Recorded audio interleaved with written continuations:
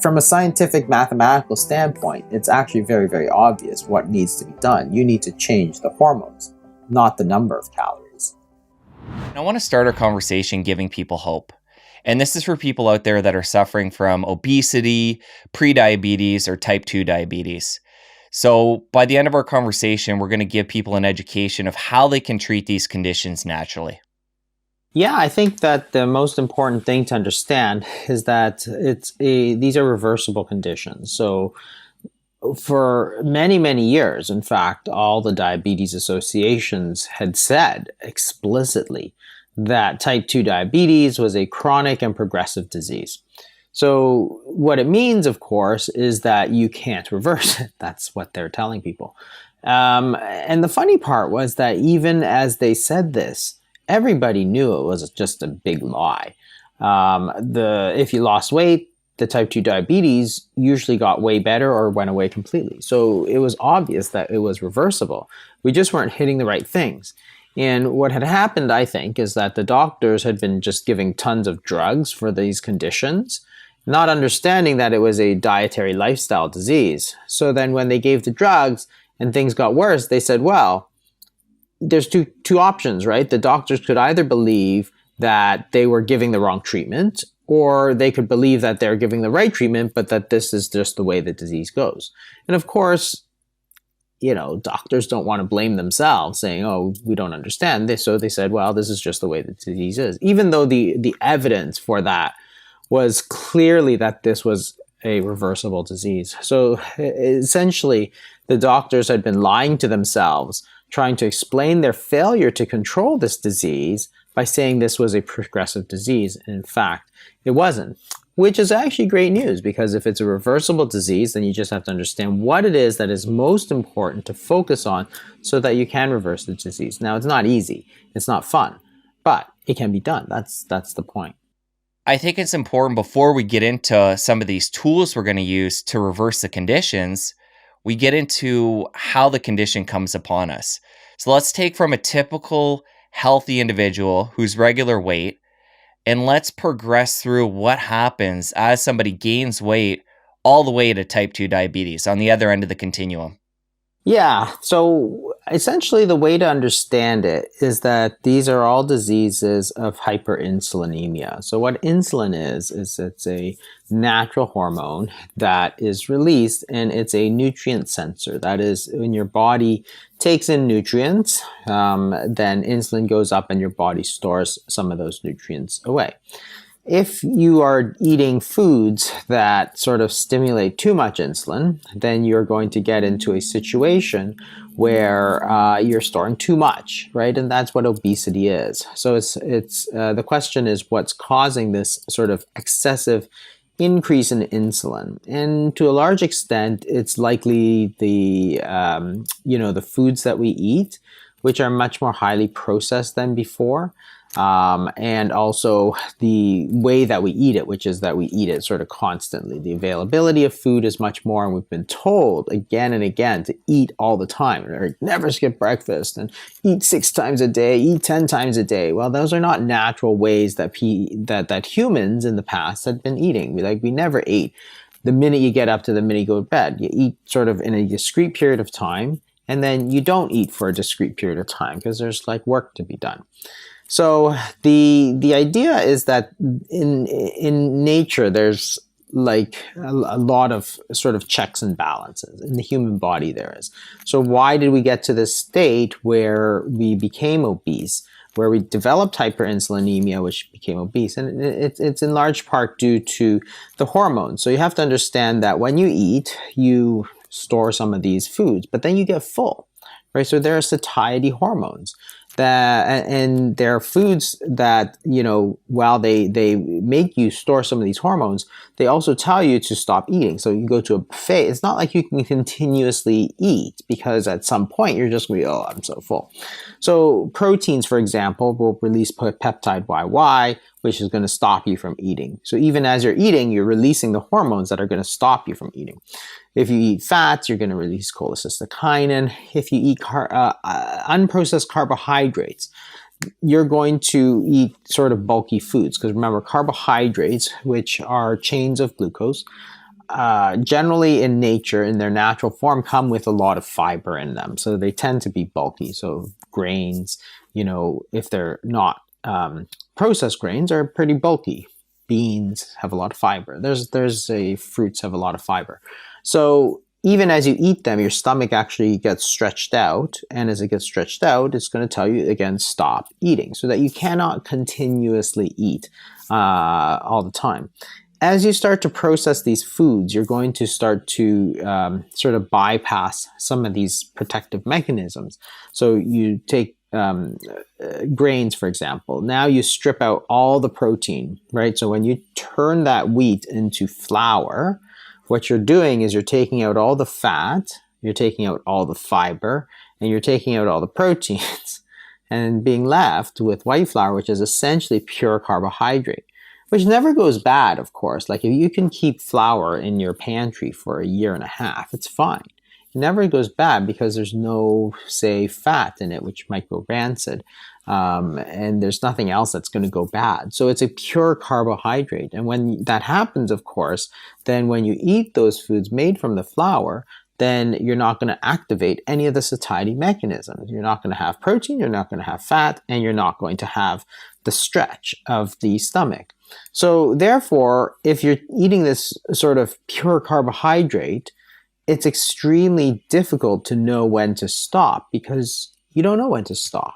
So if you eat a full buffet, you cannot go out and eat another pork chop. You're going to be like, oh, that's going to make me nauseous. Remember, that's the same pork chop you happily ate, half an hour ago. But the hormonal changes said that you're now full. However, you could eat a cookie because it's all pure carbohydrate. There's no satiety. You could drink a Coca-Cola because, again, there's lots of calories. So calories are a distraction because the body doesn't look at calories. The body looks at hormones. If you're completely full, you can still drink a big glass of soda, which might have 500 calories with a lot of sugar, because there's no satiety. So this is the problem. As we switched over in the 70s, we told people to eat very low-fat foods. And the other mistake was that we told people, the government actually encouraged companies to make a lot of processed foods, because we believe that those processed foods would be healthier for us than natural foods, right? It sounds crazy to think that, right? Why would a government think that processed food is better than natural food?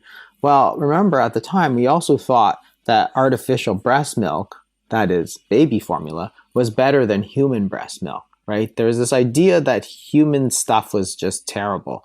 And, my mother tells me that at the time, only poor people breastfed their children, right?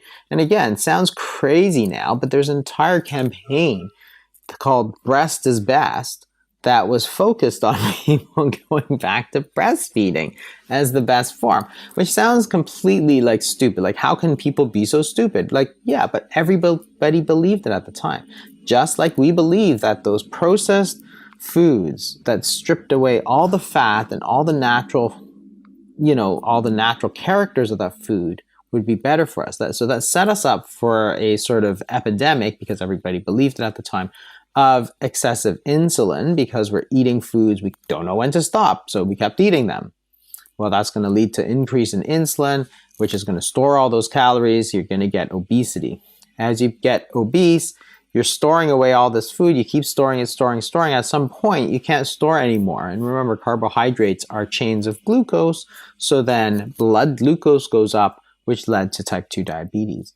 So the whole process, which happened through the 70s, which was born out of this sort of misguided idea. So in the 70s, that fat was bad for you. So remember, people thought that avocados were bad for you. They thought that olive oil was bad for you. They thought that nuts were bad for you, all of which we know are not really true. They thought that eggs were bad for you, right? There's all kinds of hysteria about natural fats, which I think was as misguided as the hysteria against human breast milk. But that's what happened. So then you got this hyperinsulinemia. You developed obesity, which was one of the diseases of hyperinsulinemia. And then as you go further along, you started to see the type 2 diabetes.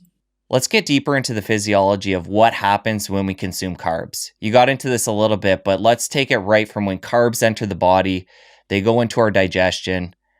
What happens after that? So carbohydrates, so remember there's three major macronutrients in the body. So there's in foods. So all foods are sort of contain varying amounts of carbohydrates, proteins, and fats. Those are the macronutrients. So carbohydrates are chains of glucose. Proteins are chains of amino acid, and fats are fatty acids. Okay, so those are the component parts, and carbs, proteins, and fats are simply sort of long chains or conglomerations of these different macronutrients. So they're all processed differently. So carbohydrates are glucose. When you eat them, your body absorbs this glucose. As you absorb the glucose, the blood glucose goes up and insulin also goes up. As insulin goes up, it takes this glucose and lets the cell use that for energy. And any excess, because when you're eating, you're taking more energy than you need at that specific point in time, then your body is going to store some of that energy. And you store energy in the form of glycogen. So glycogen is glucose. So you take the glucose in the carbohydrate, which is arranged in two major forms, amylopectin and amylose, breaks it into glucose, which are sort of molecules, individual sort of components. And then you restring it into this long chain called glycogen, which is stored in the liver. And if you don't eat, so when you go to sleep and you don't eat, well, your body then takes that glycogen, chops it back up into glucose, sends it back into the blood, and there, you don't die. So if you didn't have that ability, of course, then you wouldn't have any energy. You'd have to constantly eat. But we do have that ability, which is the reason that you do not need to constantly eat. Fats are quite different. So if you eat fat, then you take the fatty acid, it actually just goes straight into your fat stores. If your body has stored glycogen and now the storage is full, you can store enough for about 24 hours of energy. And after that, you activate something called de novo lipogenesis, which is where you take the glucose and you turn it into fat. Because again, it's just a storage form of energy. The glycogen is very easy to get at, but it's very limited in capacity. So if you're eating huge amounts of carbohydrate, and remember at the time, we told people to eat all carbohydrate, right? We said 60% of the diet should be carbohydrates. So therefore, if you're eating too much of that, then it's going to get turned into fat. You get fatty liver because that's where you get the de novo lipogenesis. So you get big fatty liver. As you get fat in the liver, the liver doesn't want that fat. It wants to get rid of that fat. So then you get rid of it by exporting some of this fat out. You get this abdominal obesity. The other thing that you start to see is that as it exports it out, your triglycerides tend to go up because that's the way that the liver gets rid of fat, and your HDL goes down. So increased triglycerides, decreased HDL, those are two of the key components that you see in metabolic syndrome, which is part and parcel of type 2 diabetes. And that's sort of how you do it. There is a big difference between sort of processed carbohydrates like white flour and unprocessed. So remember, white flour is sort of got all the proteins taken out, all the fats taken out. So it's pure carbohydrate, but even more importantly, I think, is that it's ground into a very, very fine dust. So if you take flour and you throw it up, right, it disperses because the particles are just so fine. When that happens, of course, the absorption of that glucose is extremely fast. So just same reason why people grind up, powders like cocaine, because they can absorb it and get that big spike. What happens when you grind up the flour into very, very fine dust is that you get a very, very huge spike in glucose and a huge spike in insulin. When you get that huge spike, all that energy, so remember, insulin tells your body to store energy. So if you get a huge spike of insulin, all of that energy is going to go into storage. So say you eat 500 calories, you eat white bread and jam, and boom, you get a huge spike of insulin. You get a huge spike of glucose. But all of that's going to go into storage. So if all 500 goes into your liver, well, what's left for the rest of your body to use? Well, there's nothing. So in fact, what you see sometimes is that the glucose falls very low and people actually get hypoglycemic. So as you get this huge spike up, all of it gets stored, goes straight down because of all the insulin, then you want to eat again, right? So what happens, of course, from a practical standpoint is that when you eat breakfast and you're just eating white bread and jam and no proteins and no fats, because that's what the government told us to do, right? Eat low fat. Then what happens is that at 8 o'clock you eat breakfast, at 10:30 you're looking around for something to eat. So you're like, I need a muffin, low-fat muffin, right? And then you're just, because you're ravenous. Whereas before, when you ate 2 eggs and bacon, that stuff just stuck around all day, so that you're fine until like lunchtime, 12 o'clock, as opposed to being hungry at 10:30. So now all of a sudden, people are eating ultra low-fat, ultra-processed foods, and they're like, okay, but when I eat, I'm ravenous by 10:30. Then I get a snack, I eat lunch, then I'm ravenous by 2:30. I get a snack, and then I eat dinner, and then I'm ravenous again before breakfast, before bed, and then I'm going to go get a snack again. So all of a sudden, you're eating 6 times a day. So people started to look at this and say, I'm eating 6 times a day, but I'm really eating really healthy because I'm eating all bread and, there's no fat. And, I'm eating jam and, it's like, okay, well, one, it wasn't that healthy. It was just that the government told us that.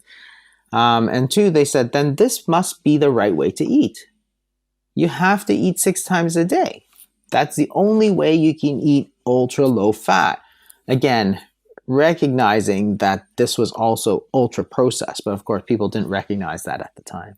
So that's sort of how it goes. You wind up eating all the time. You wind up getting these big spikes of glucose, which lead to these big spikes of insulin, which leads to all of that energy just getting stored away. And therefore, you must go out and eat again because now you're hungry. So people didn't have low willpower. And we said, oh, they have no willpower. It's like, no, the way they're eating is just leaving them hungry all the time. Like, it's just common sense. If you eat like just bread and jam in the morning, you're going to be hungry. If you eat eggs and steak and eggs, you're not going to need to eat till 12, but probably not till like 2 because you're just so full from what you ate. So again, remember, steak and eggs are going to have fat, which is going to create cholecystokinin, which is going to stimulate peptide YY, which is going to keep you full. So, that's sort of how the physiology worked. And it's like people always think it's all about calories. Calories enters nowhere in this. Because remember, by the time you take your calories, your body can either use it or store it. When you take those 500 calories of white bread and jam or cereal or something like that, all of that immediately goes into storage. You have nothing left, right? It doesn't break any energy balance equations. It's just that all of it went into storage. I want to come back to that piece of overwhelming the liver. So if we take in too many carbohydrates or too much glucose at once, you mentioned this before, that what the liver is going to do is store that, if there's room in the liver, as glycogen. But as that becomes full, and again, I'm just highlighting what you said before because I think this is a really important piece for people to grasp, then the liver becomes fatty. It's trying to get rid of the fat and start sending it out into other areas of the body. So the first thing to get fatty is the liver, and then as it's trying to clear the fat, the rest of the body takes on this fat, which when it comes to type 2 diabetes, this is when the pancreas ends up taking on too much fat, and then it doesn't function correctly. So let's take that and talk about that piece where the liver's become fatty. It's exporting the fat throughout the body. The pancreas actually starts to take on fat and become fatty, and then it doesn't function well. Yeah, exactly. So as the liver kind of gets too much fat, it's not a place that is supposed to store fat. So it gets rid of it.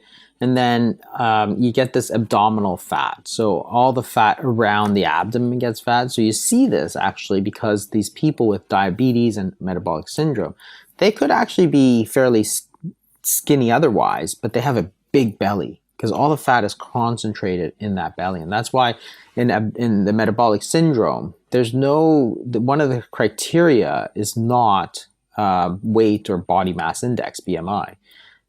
It's actually waist circumference because all of that fat that gets stored. So even if your BMI is perfect, if you have a big belly, that means you have too much abdominal fat. And that's because of that fatty liver that's keeping it.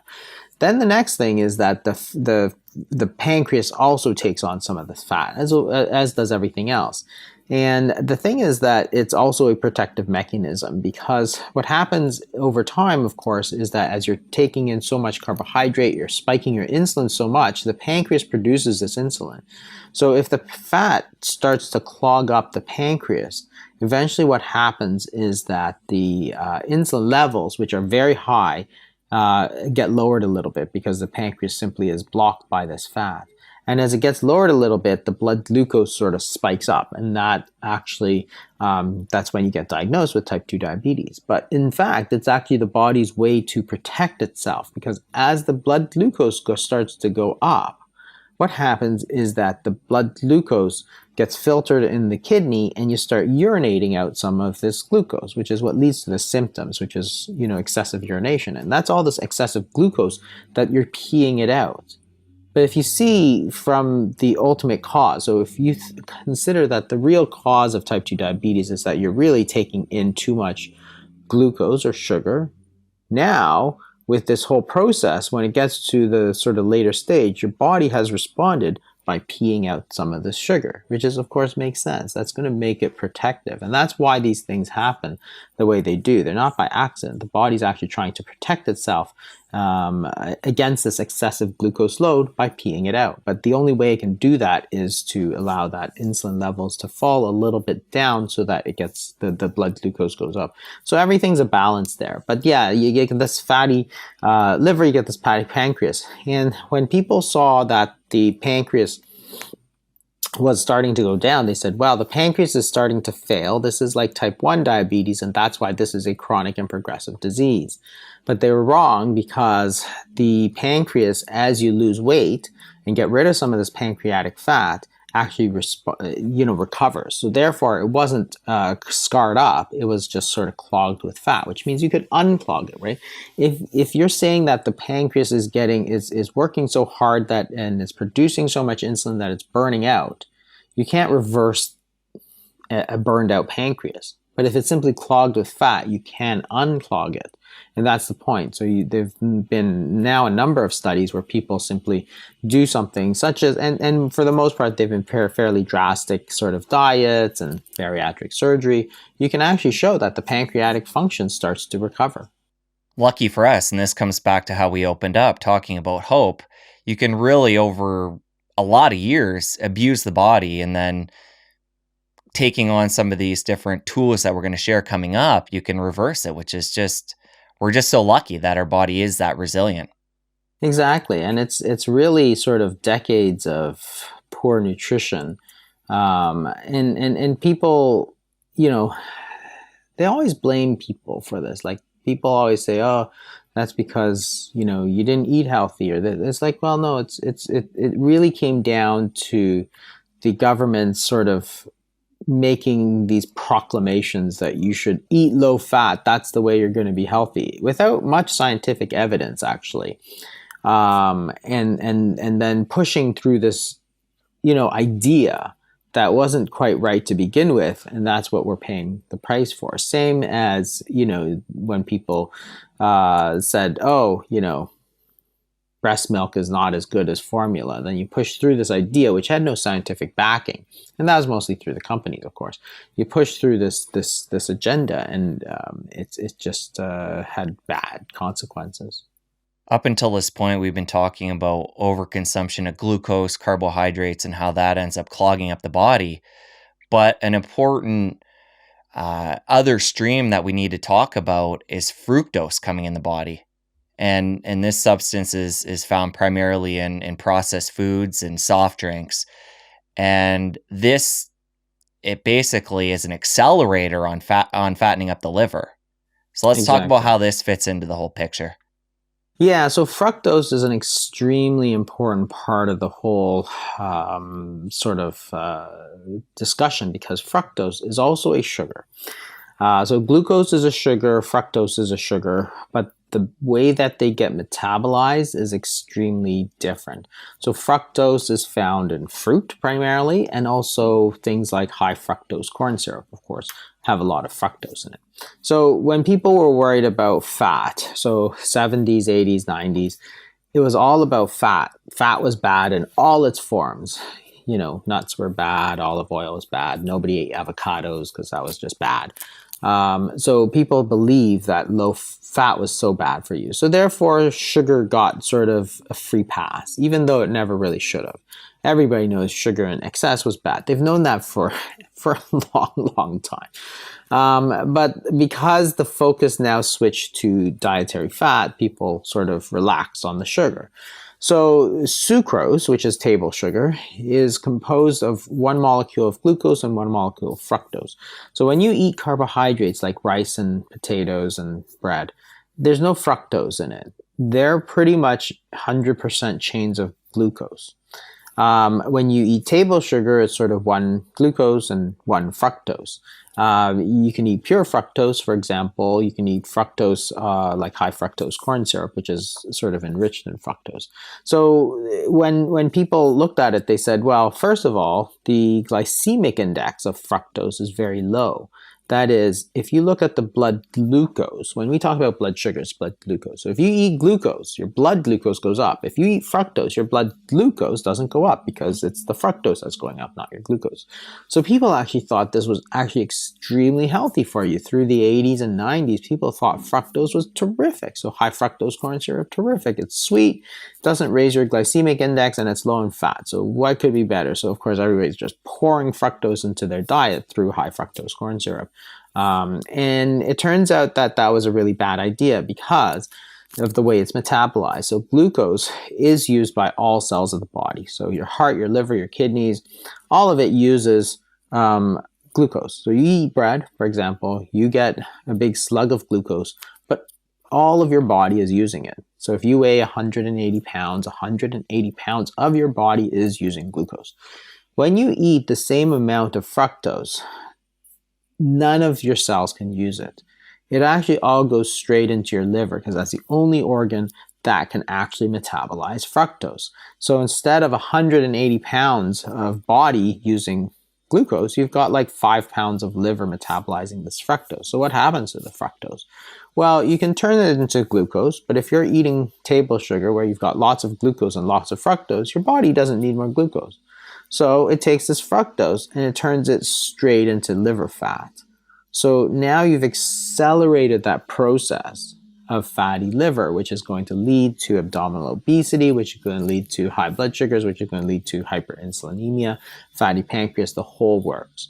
So therefore, sugar is actually sort of extremely bad just in the way it's metabolized because your body can't burn it off to the same degree.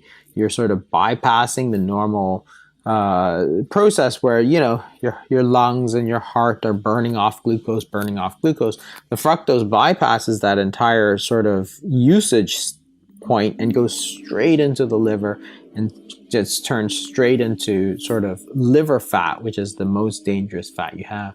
So that's why as we went low fat in the 70s, 80s, and 90s, sugar, consumption increased so much, and people had recognized pretty well by this point that really cutting out sugars is probably one of the most important things. I don't think anybody disagrees on that. What about somebody who decides that it's time to make a change here, and after dinner, I'm not going to have anything, and I'm going to even skip breakfast and go all the way to lunch? So I'm going to start doing a little bit of intermittent fasting here. Talk about the physiology of insulin as they do that and what happens in the body. Yeah, so as you do that, so if you push the best, and what you're saying is really the best thing is to sort of to push that those late night snacks and late night eating, sort of push them out and try and finish eating earlier and sort of eat breakfast a little later. That gives your body that sort of time it takes to lose weight. But what happens, of course, is that as your insulin starts to fall, then your body is going to start using up some of the calories it's stored. Insulin. There's also this thing called insulin resistance, which is if you're in a state where insulin is high all the time, your body develops insulin resistance, and that insulin resistance is winds up causing your body to make more insulin. So the longer you stay in that state, the worse off you are, right? And the body sort of reacts to insulin if it's not sort of up and down. So remember, hormones are supposed to go up and down, and that's the way that your body prevents resistance to those hormones. If your body is constantly exposed to highs, it will change so that it can accommodate those highs. If it's constantly low, it will also change. So that's just the natural physiology of things. So if you're in a very bright room, you're going to get accustomed to it. If you're in a very dark room, you're going to get accustomed to it. You go from dark room to light room, it's like, whoa. So the same thing. If you listen to music and you have very loud music, you actually start to go a little bit deaf because your body is actually trying to protect your hearing by not hearing so much of it. So it develops resistance. Same thing with insulin. If insulin is always high and it's constantly high, then you're going to get resistance to it, and it actually makes the problem worse.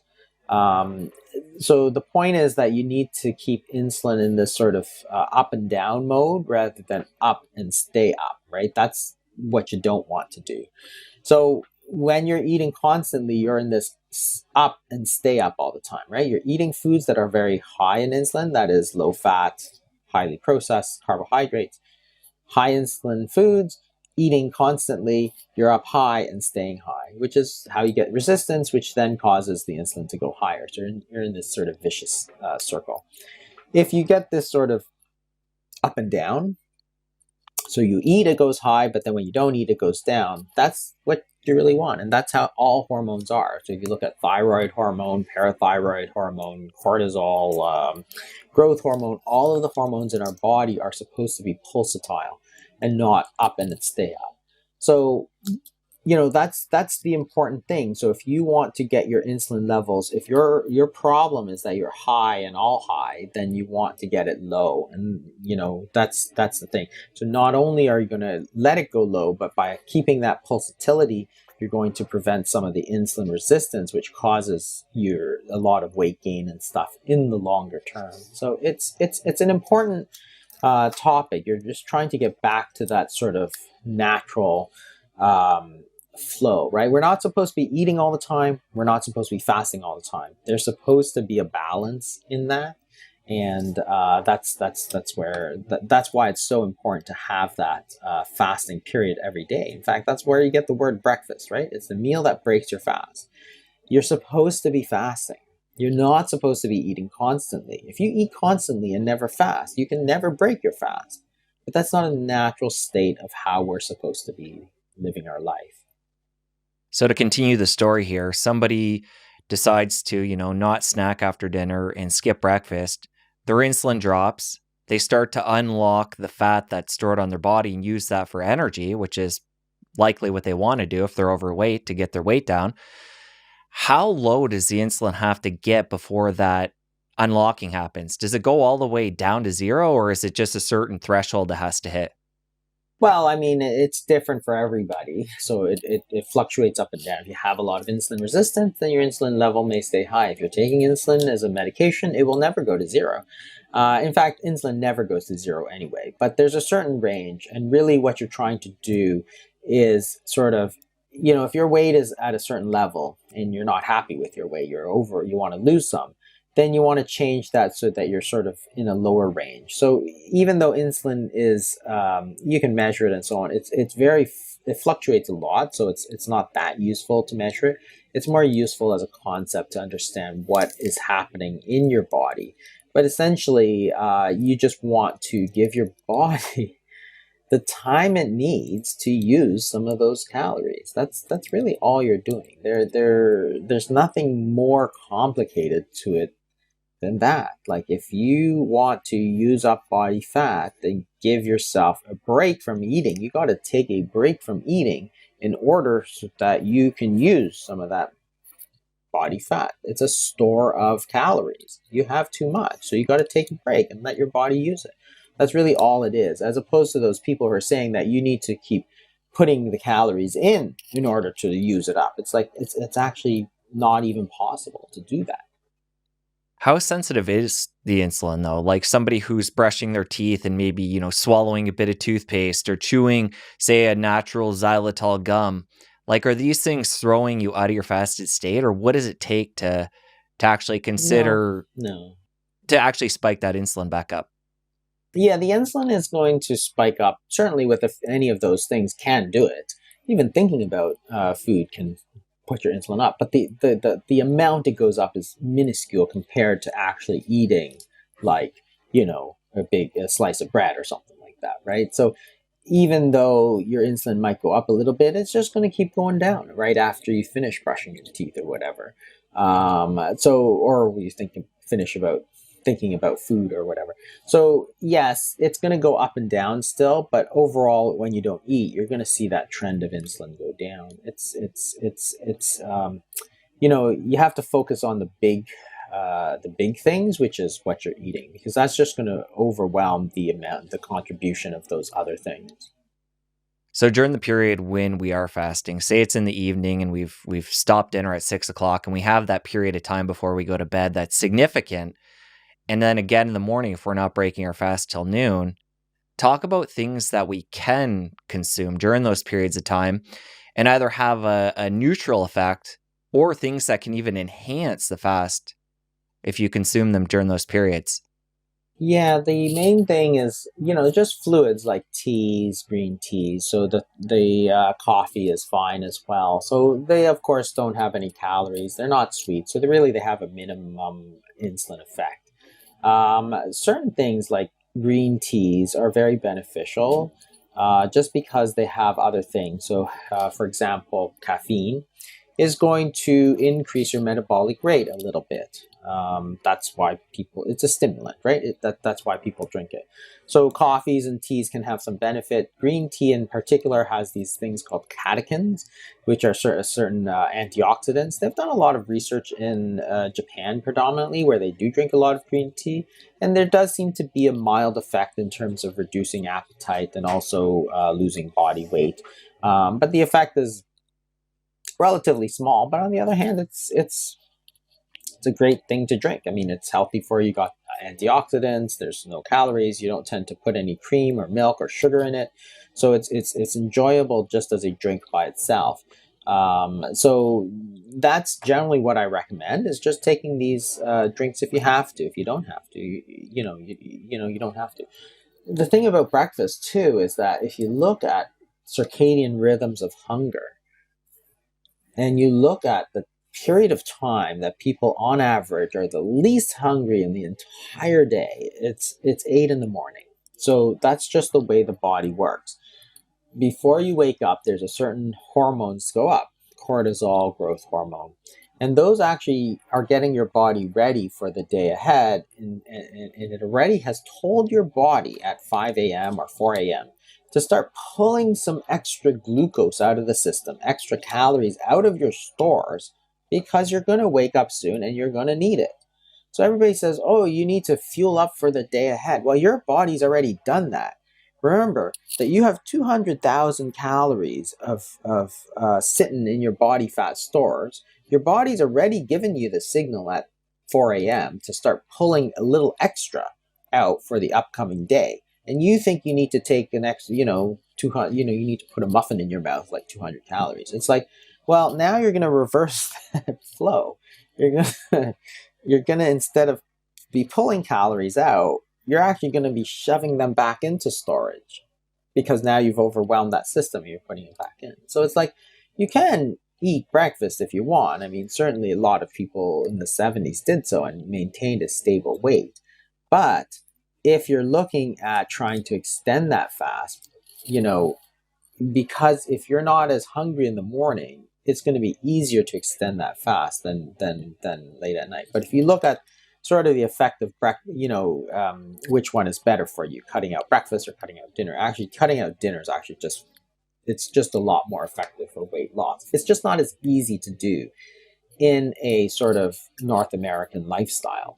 Like, it's a lot easier to skip breakfast every day than it is to skip dinner every day, because dinner has a lot of social implications. You eat dinner with your family, you eat dinner with friends. There's a lot more social implications. So it's much harder But weight loss wise, it's actually probably better to skip dinner. And it's easy enough if you're going to fast in the morning. If your family's having breakfast, you can have a coffee or a tea and still be part of that social experience. While at dinner, it's a little bit different. So, for somebody who is going to have a coffee or tea in the morning and they're curious about including things in there like MCT oil, butter, even cream, what are your thoughts on that and how that impacts insulin? Again, it doesn't impact it much. So the pure fats don't impact insulin much. So the point is that, with the fats, and this is where some of the keto um, people were like, oh, you should eat a lot of fat. You should put extra fat in there. It's like, well, ketosis is a state where you're burning body fat.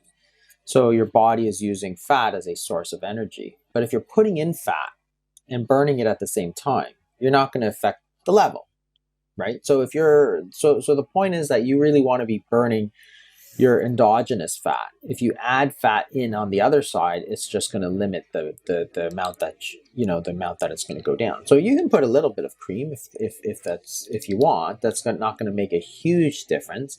If you start putting in huge amounts of butter and MCT oil, well, you're still going to burn fat, but you've put in fat too, so you're going to negate it. Now, if you like it and you're getting good results, you may wind up better. So say, and this was the thing with bulletproof coffee, people put in MCT oil and stuff, but then it made them full and they didn't want to eat until dinner. So overall, like when you look at the net benefit, yes, they're doing better by putting in that extra little bit and then fasting for longer. So it can work. I mean, there's no reason, if it's working for you, not to do it. But on the other hand, if for most people, you're better off taking less of that because you want your body to use the stores that it has. That makes sense. And one thing I hadn't heard of and I found fascinating in your book is talking about stevia. And people often know that this doesn't spike glucose, but glucose is different than insulin. Often they go hand in hand, but in the case of stevia, there is an insulin spike. I'd love for you to talk about this. So it's affecting Yeah, the insulin, but not the glucose. yeah, the glucose because of course it doesn't have glucose, but insulin is a nutrient sensor, so it's anticipating when you're eating. So if you have that sweetness, then it goes up. In fact, some of the sweeteners it goes up quite a bit. So therefore, it can make things worse. I mean, not everybody, of course. So there's this thing about sweeteners. There's this huge debate about artificial sweeteners. And, to me, it always seems kind of silly. If it works, if just taking artificial sweetener works, then you're eating fewer calories, right? You're getting less sugar, you're getting less calories. Then it's not a secret. Like this stuff is not like you can't get this stuff or it's expensive. Like anybody can get Diet Coke, right? So if it worked, it would have worked already. Like we would have all simply switched to diet everything and dropped 50 pounds. Like when was the last time somebody said, oh yeah, I just switched from Coke to Diet Coke, lost 20 pounds?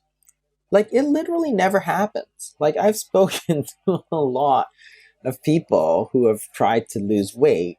Virtually zero of them have been successful just switching to low calorie, whatever, low calorie cookies, low calorie, like, because you can get all kinds. And they've been around for, since what, the 60s? So it's no secret. So if it worked, it would have worked already. We would have heard about it. Some of our friends would have been like, yeah, I did that and it worked great for me. But it's something that you really just never hear about. So therefore, the bottom line from a practical standpoint is that it doesn't really work. You think it works, you think it should work, but it doesn't. So if you enjoy sort of these low calorie drinks and so on, it's fine. But there's a hidden side to it, of course, which is that if you take something very sweet, you may very well stimulate your appetite and therefore want to eat. And that's going to make you, that's going to work against you. So it's far more common for me, just from a pure practical standpoint, from my experience, it's far more common for me to hear that, hey, I switched out my diet sodas and I dropped 20 pounds compared to I switched to diet soda and drop 20 pounds. That almost never happens. Whereas once in a while, you find a person who's drinking sort of 10 Diet Cokes a day and not understanding why they can't stop eating. It's like, well, it's because you're drinking all this stuff. It's sweet. Your body is now craving sweets that you haven't given it, and now you want to go get a cookie because of the sweetness, and you're already thinking about it and so on, right? So the diet sodas can the sweeteners can stimulate insulin, even though it doesn't stimulate glucose. It can stimulate appetite, right? So it doesn't have sugar and it doesn't have calories, but again, you're only focused on a very narrow slice of what it can do to your body. You're not taking into account the hormones, the insulin, the sort of the appetite stimulating effect, the sweetness, that kind of thing. And I think it's important to highlight too, while we're talking about this and getting into diet soda, that there is such a continuum too when it comes to these sweeteners like aspartame or whatever they're putting in diet soda versus stevia or monk fruit, things that people that are in the natural health world may use to sweeten their coffee or tea in the morning.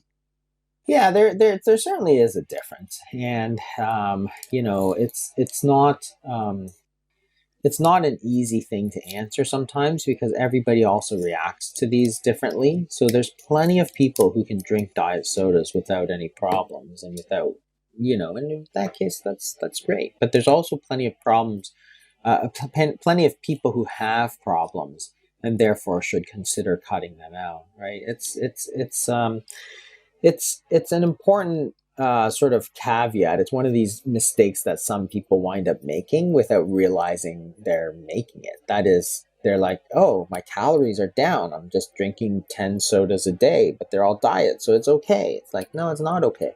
That might be your problem. And if you drink one a week, that might be okay, but 10 a day might not be okay. I actually see a lot of people who do wind up, not so much now because I think it's a little less common, but certainly a few years ago, I used to see a lot of people, and you'd ask them about it, and they're like, "Yeah, 4 or 5 a day is what they're drinking." While we're talking about the fasted state, let's get into the role of ketones. How long does it take to be in a fasted state? And I know this is going to be different depending on the person. There's individual variability here, but in a general sense, how long till somebody gets into ketosis or starts making ketones, and how does that impact the whole equation here? Ketosis is this thing. It's a natural state when you don't eat or you don't have carbohydrates. So remember, your body sort of stores energy in two ways. You can store it as glucose or it can store it as fat. Once you get through the glucose, you then burn fat and then you generate ketones. Because the ketones cross the blood-brain border and then they feed the brain. So you don't have to fast to get ketosis. You can eat an extremely low carbohydrate diet. That's the ketogenic diet, of course, which became popular a few years ago. Essentially, what it means is that your body is in a state where it's just burning fat. It's not burning glucose, right? So two types of fuel, glucose or fat. If you're purely in the fat range, you're going to start getting ketones. So you could actually, some people say, how long does it take to fast to get into? You don't even have to fast. You can get into ketosis just by following a ketogenic diet. It just means that you're in a fat burning state. It doesn't mean that you're losing fat, though, because if you're adding fat and burning fat, you're not going to affect the amount of fat. You can actually add a lot of body fat, not burn as much, and actually gain body fat while in ketosis. So it doesn't immediately mean that you're going to lose it. It just means that your body is using fat as a fuel. If you are a standard sort of American with eating a relatively high carbohydrate diet, remember the advice for decades was sort of 50 to 60% carbohydrates. Then your stores of sugar are relatively full, and therefore it's going to take about sort of 18 to 20 hours, 24 hours of fasting before you get into ketosis, because you can store enough glucose to last that. Now, because a lot of people have never fasted 24 hours, they're almost constantly in a state where they're using glucose. Again, doesn't mean that you have excess body fat stores. It just means you're using glucose and not you're using fat. So certainly a lot of people never go into ketosis and maintain a normal weight. A lot of athletes never go into ketosis and maintain a normal weight. So that's all it means. A ketogenic diet is actually quite interesting because it's a way for people to sort of stay in that very low carbohydrate range, and that's why the difference with the ketogenic diet and the previous sort of iterations of low carb diets was that people were very afraid of the fat, and therefore with the ketogenic diet they're trying to replace the carbohydrate calories sort of with fat calories as opposed to protein necessarily. So it became very popular because it sort of followed a lot of the science that these fats were not actually bad for us. And Jason, do you follow a specific diet? And I'm curious when it comes to fasting, what's a typical day look like for you? I don't follow. I'm sort of low carb, not fully. I'm not like super low carb. I tend to not be too rigorous about the diet because there's many different diets that can work. Like if you look around the world, so if you go back again to the 70s, because that's a time when there's just not a lot of obesity, you have places in the world that are eating a lot of rice, like Asia, for example. You have places that are eating a lot of potatoes, perhaps in Ireland or something like that. And you have places that are eating a lot of fish. And, every cuisine has sort of different emphasis, and they all did well. The key was that they weren't eating all the time, is the main key, and two, they weren't eating a lot of sugar. Once you introduce a lot of sugar and processing into the diet, that's where things go wrong. So really, I try not to be too um, strict on the macros so much, but really strict on the sugar and not eating all the time. And that's sort of the main thing. So I will eat sort of all different foods, but I try to eat as natural as I can. And also I try to avoid the carbohydrates because carbohydrates in North America tends to be relatively refined.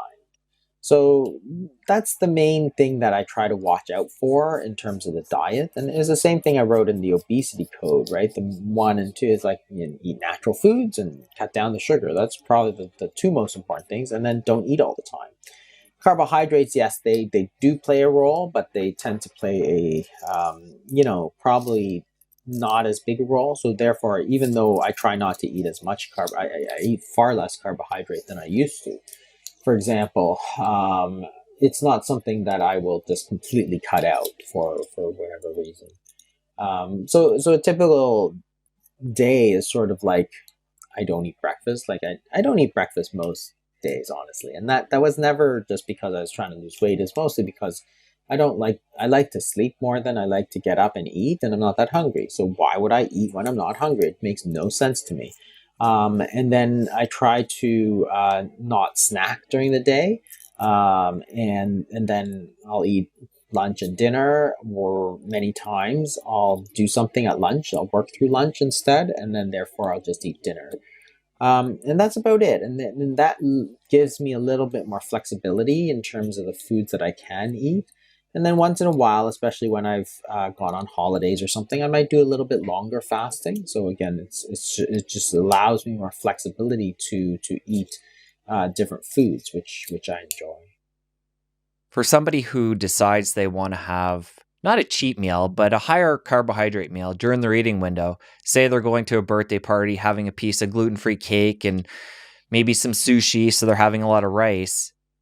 Are there certain adjuncts that you'll use or that you could recommend to people to help, level off? You're still going to obviously have that insulin spike, but is there certain things that we can take, either supplements or certain foods we can add into that mix that'll help nullify that a little bit?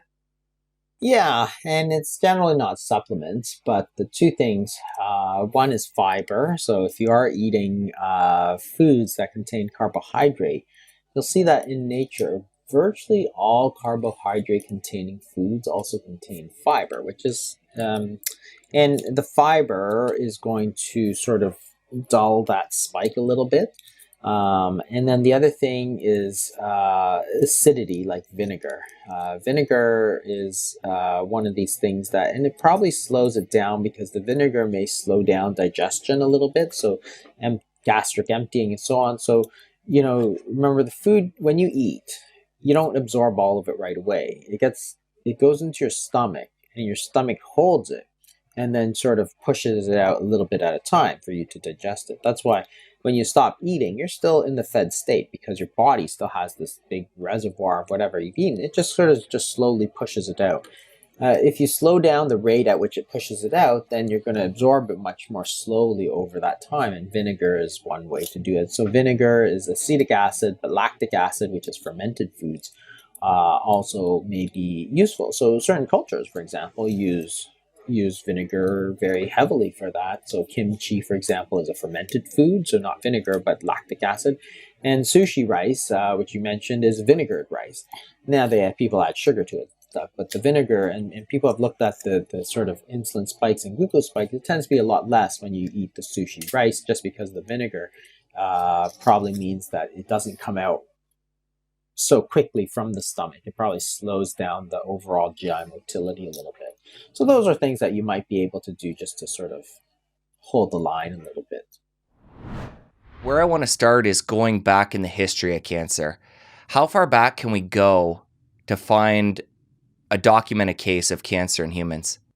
I mean, honestly, it probably goes back to the beginning of humanity. We find it in ancient Egypt and all these things. There's talk, so 2,000 plus years ago, we found cases of cancer. Now, you have to understand that cancer, like a lot of diseases, is worse as you get older.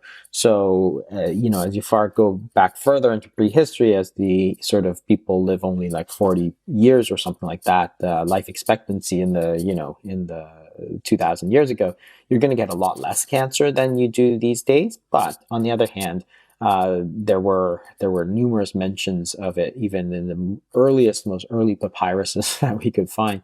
They talked about cancer, which is super interesting. So it's a disease that has been here for a long, long time. And as we converse here, it's going to make a lot more sense that the history does go back so far. But where I want to take things next is talk about modern times and our early understanding of cancer in the 1900s and beyond. So in your book, you talk about cancer paradigm 1. When does this take place? And then what are our early thoughts when it comes to cancer and what it is and how it works? Right. So cancer, I mean, there was sort of always this idea that cancer is a disease of sort of excessive growth. So, this is in the modern era, right? Back in the 1400s, people talked about humors and stuff, but that wasn't very scientific. So in the modern era, the sort of initial thing was that, hey, this is something that's just growing too much. And this was obvious to see, of course. You'd see a lump and then it would grow and grow and you'd see it spread. So then people were like, well, if it grows, then let's find ways to kill it. And that's the sort of first paradigm of cancer that we had. The most ancient techniques, of course, were surgical. So you just cut it out. And they did that for a long time. But it's relatively unsuccessful as it is today just to cut it out, because the whole point is that it spreads. And it's not the actual size of the tumor that kills you. It's the spread of the tumor that kills you. And as we got into the modern era, then we started to see better ways of killing cells. It's the same paradigm, but more sophisticated ways to kill cells. So instead of just being able to cut it out, then they discovered X-rays. And, X-rays were discovered in the early 1900s. And within a couple of years, people were blasting X-rays at breast cancer, for example.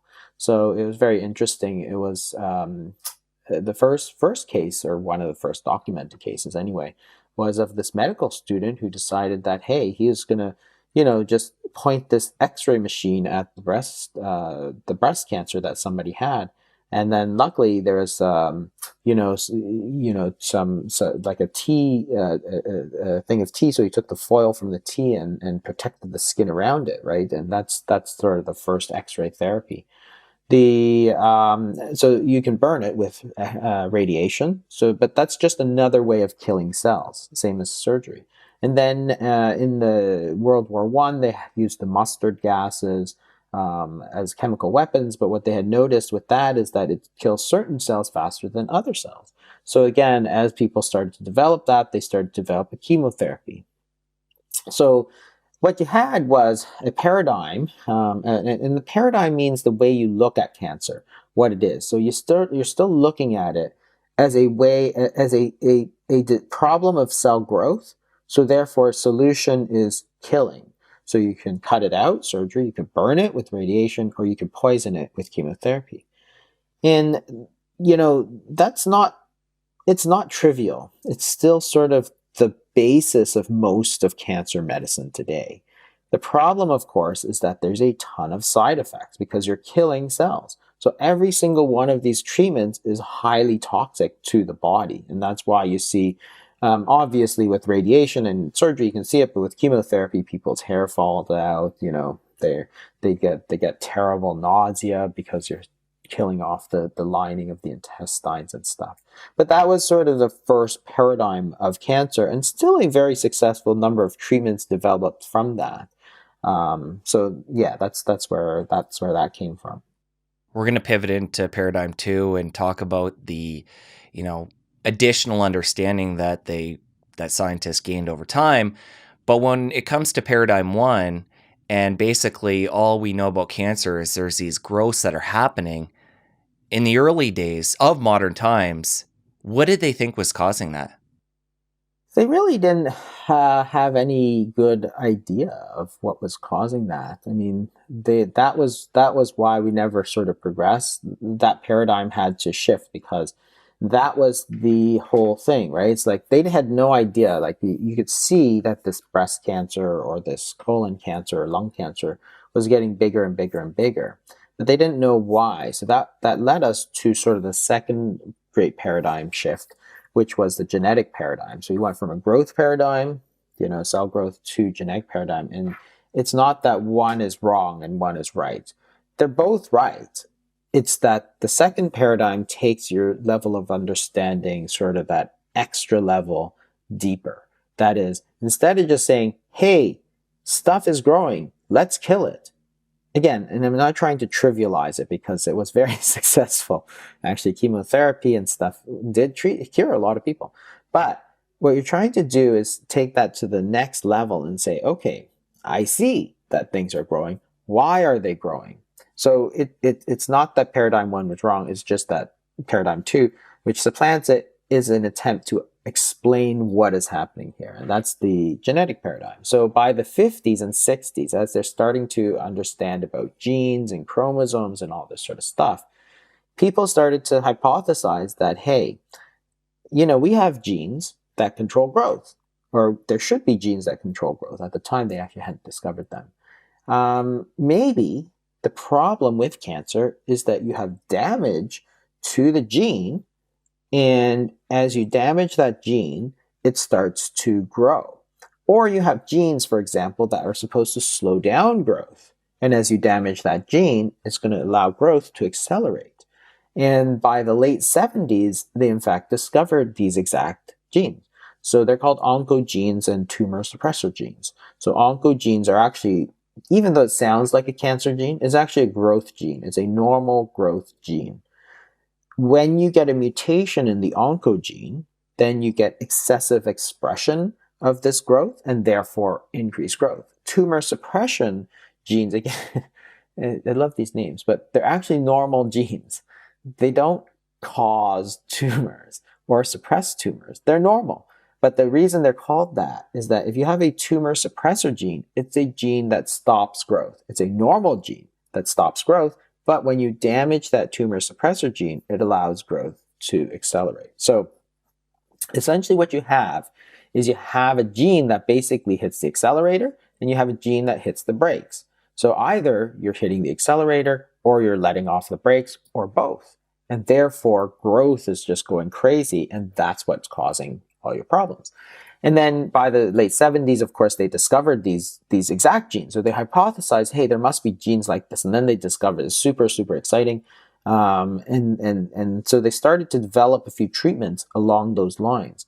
So the first couple of treatments were hugely successful. So there's one called imatinib, which is for a very rare disease called CML, and it was a chromosome that got mixed up, and it produced an abnormal kinase, which is an abnormal protein. So that they did is they said, okay, now let's go fishing around for a compound that will fix this abnormal protein.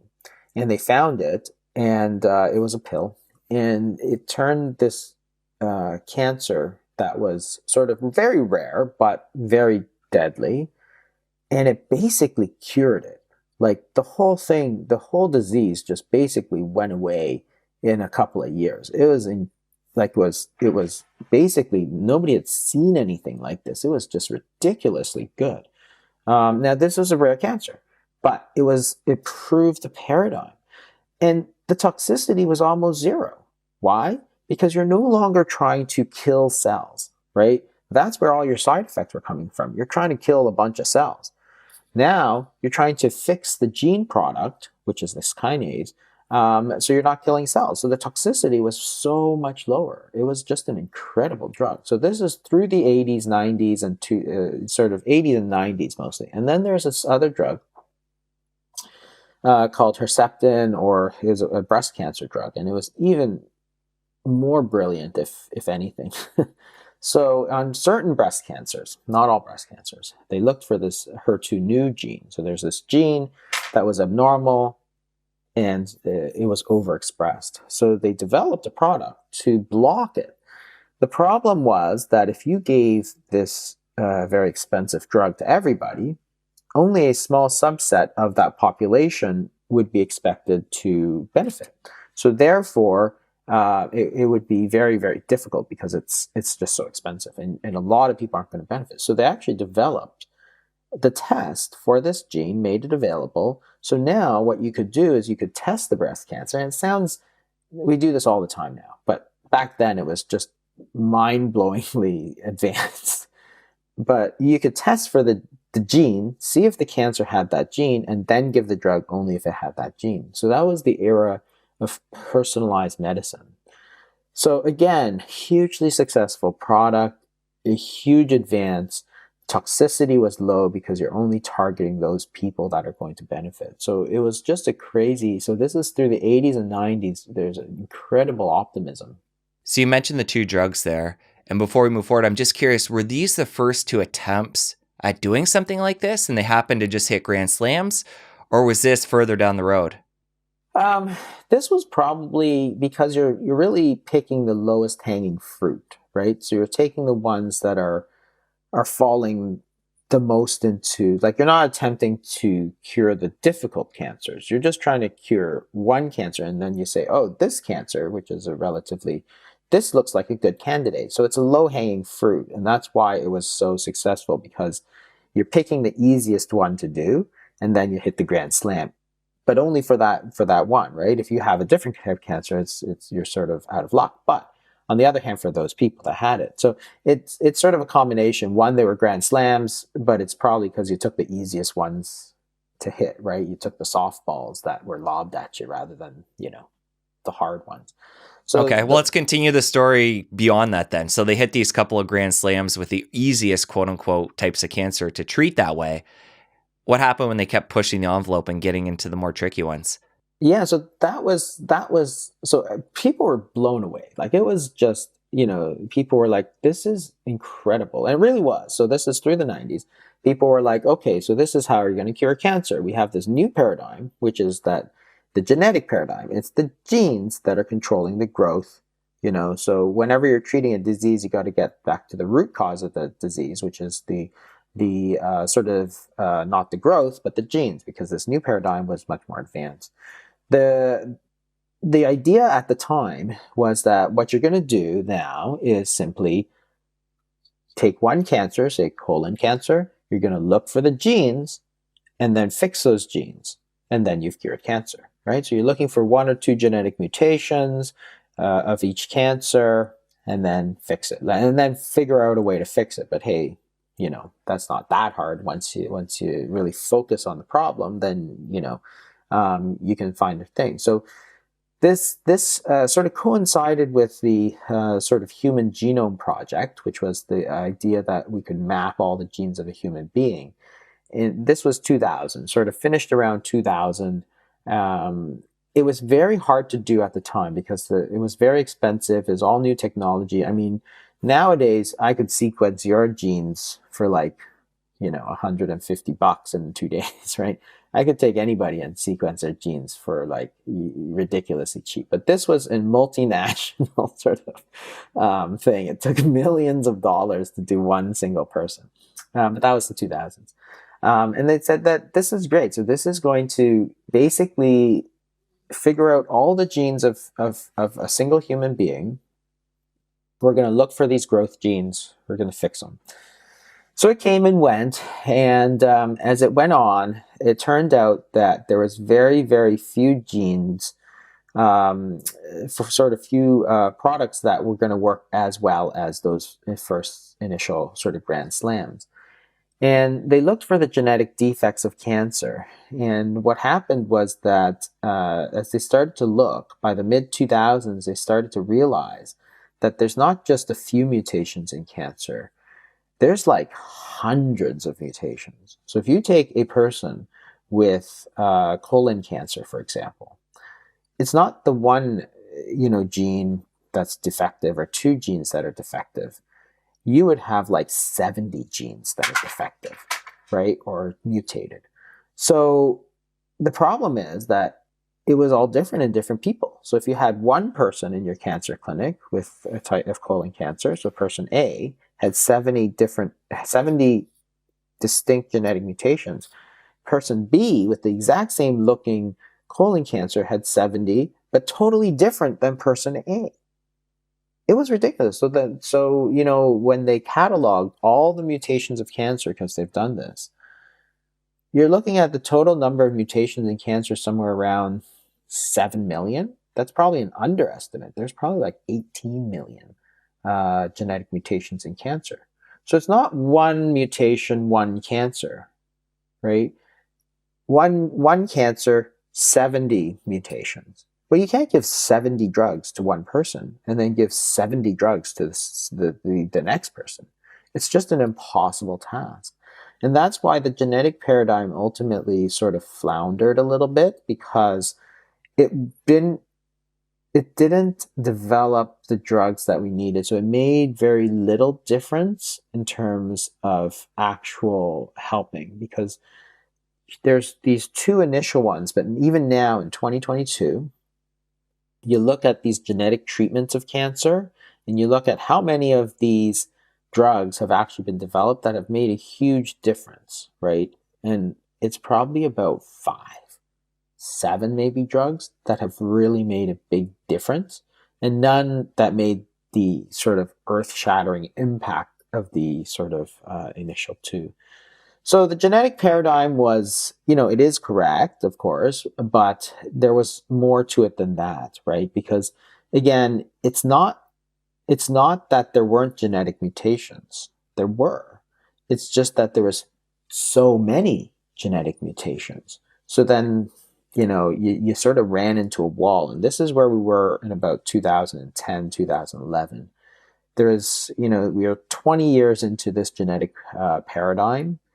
Every drug company on earth was looking for genetic drugs that follow this genetic paradigm, and nobody could find any because there's just too many. Like, you can't target that number of genetic mutations. It's like, if you're overrun with ants and all you have is like, a bazooka, it's like, well, you can kill one ant with your bazooka, but there's like 10,000 more, right? So you're just getting swarmed by these mutations that you can't treat because you can't design that many drugs. So that was sort of the low point after the genetic mutation, and then realizing that, hey, there has to be something further, because again, what is driving these genetic mutations? So one scientist started to realize, we're heading down this rabbit hole and we can see that it's not going to have the outcome that we initially envisioned. What was the pivot from there, and when specifically did that happen? So this is where it gets interesting, and the story takes us to about the early 2010s, I think. And this is now the pivot to the evolutionary paradigm of cancer, which most people don't even realize we're in. So the genetic paradigm had clearly failed, but most people, like, 100% of medical research in cancer was focused on the genetic paradigm, looking for more genes. It's like, you have 6 million of these. Why are you looking for more? Right? It didn't make any sense. But in the sort of early 2010s, the National Cancer Institute started to think, okay, this is not going nowhere. So we're going to start to ask other people to weigh in on this cancer problem. So they asked Paul Davies, who is an astrophysicist. And he said to them, "What? I know nothing about cancer." And they said, "Good, because then you can give us some fresh insights into cancer," which is very, very perceptive of them, actually. It was very, very interesting. So, anyway, he started to look at cancer and he started to think about cancer and he started to say, okay, well, there's a couple of issues here. One, why is cancer doing this, right? So, we know that there are genetic mutations that are causing growth. But what is ultimately driving these cells to mutate in this way? The genetic paradigm, of course, said these were random. And that's ridiculous. That's a crazy thought. And it's one of the key reasons why the genetic paradigm fell apart, and it's called the somatic mutation theory. But it says that these are essentially random mutations. Because if you take smoking, for example, smoking is it's a well-known thing that causes lung cancer. But what they're saying is that the smoke mutates genes, but it's not targeted. It's not a targeted therapy. So why is it affecting the growth gene? They're saying, what people said was that, well, it's a random mutation. It's just that you're taking so many sort of shots on net that eventually one of them will hit this critical piece. So if you're not taking all those shots on net because you're not smoking, then you're not going to hit the growth gene. Maybe you're unlucky and you get it, but if you're taking, if all this smoke is causing all this damage, which is causing all these mutations, you're taking thousands of shots on net every year, so therefore you're going to affect this one. The problem is that cancer is not random. That is, if you look at one person with lung cancer and a second person with lung cancer, those cancers behave almost identically. They look the same. So how can you say, so of the millions of people that develop lung cancer, all of them look the same? You classify them and they're like stage 1, stage 2, stage 3, stage 4, but they all look the same. They all behave the same. They all have the same physiology. If it's truly random, how can that happen? Right? It's like saying to you and me, okay, paint a picture. Paint whatever picture you want. And you and I paint the exact same picture. And then you say, oh, it's just random. And then millions of people with no instructions other than paint a picture, paint the exact same picture. It's not random. It's not random in any sense.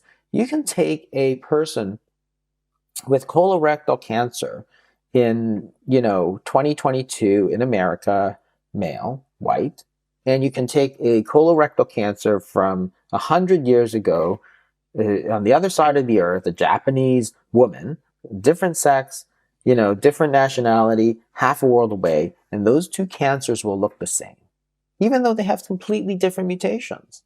How does that work? How can you say that's a random occurrence? Right? So that was one of the big problems, is that this idea that this is a random mutation, it doesn't fit. And then he started to think about, why does every cell have cancer, right? So if cancer is sort of this random mutation, why does every cell in the body, why does it all have the potential to be cancerous? And not just that, but if you look, there's cancers in every animal, right? Dogs get cancer, cats get cancers, rabbits get cancer.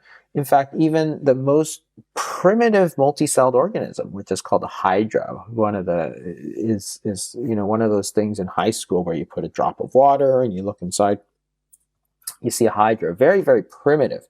They found cancers even in hydra. So again, this is not a disease of humanity. So if you're looking for the answer of how cancer develops in humans, you're looking at the wrong thing, because it actually goes way past, way beyond, right? Hydra were there sort of millions of years before we were there. We didn't develop. These are primitive, you know, they're multi-celled organisms, but they're very primitive, and they still get cancer. So if you're looking at tobacco smoke or something, you may not find it, because you can get cancer anywhere. So that was one of the things I said. So if you're going to look for it, you're going to have to look way back in evolutionary time, because it's not found in sort of the modern human. Yes, it's more common in modern humans because we're bigger, we live longer, that kind of thing. But why cancer develops is not there. And his idea was that it's actually an evolutionary disease. This is a problem that developed as we went from being multi-celled or single-celled organisms to multi-celled organisms. And it's a bit of a complicated story, but that original change from single cells to multiple cells is where cancer sort of originated, because there's a difference in sort of single-celled organisms versus multi-celled organisms. Because if you're a single cell, you're going to want to compete against your other cells, whereas if you're multi-celled organisms, all those have to cooperate. So the single cell has a different sort of priority. It's a survival mandate, right? You got to survive, you got to reproduce, you got to grab resources for yourself, you got to grow, you got to move around to find new environments. And he said, well, hey, that's exactly what cancer is, right? It's behaving like a single-celled organism. The whole problem is that this, breast cell, which was part of a multi-celled organism, now has somehow decided that it's going to act like a single-celled organism. It's going to try to sort of grow. It's going to try and grab resources from around it, right? So if you think about it, the breast cancer cell will invade into the liver to grab all its resources. That doesn't happen in a normal cell. The breast cancer cell is going to move around the body, try and spread itself as far as you can. That doesn't happen in a normal breast cell. But these are things that single-celled organisms do. And so the idea of this evolutionary paradigm is that all cells in our body and all cells of multi-celled animals, because we originated from single cells, we have this sort of original blueprint of how to act. And it's a sort of survival, this toolkit, if you will.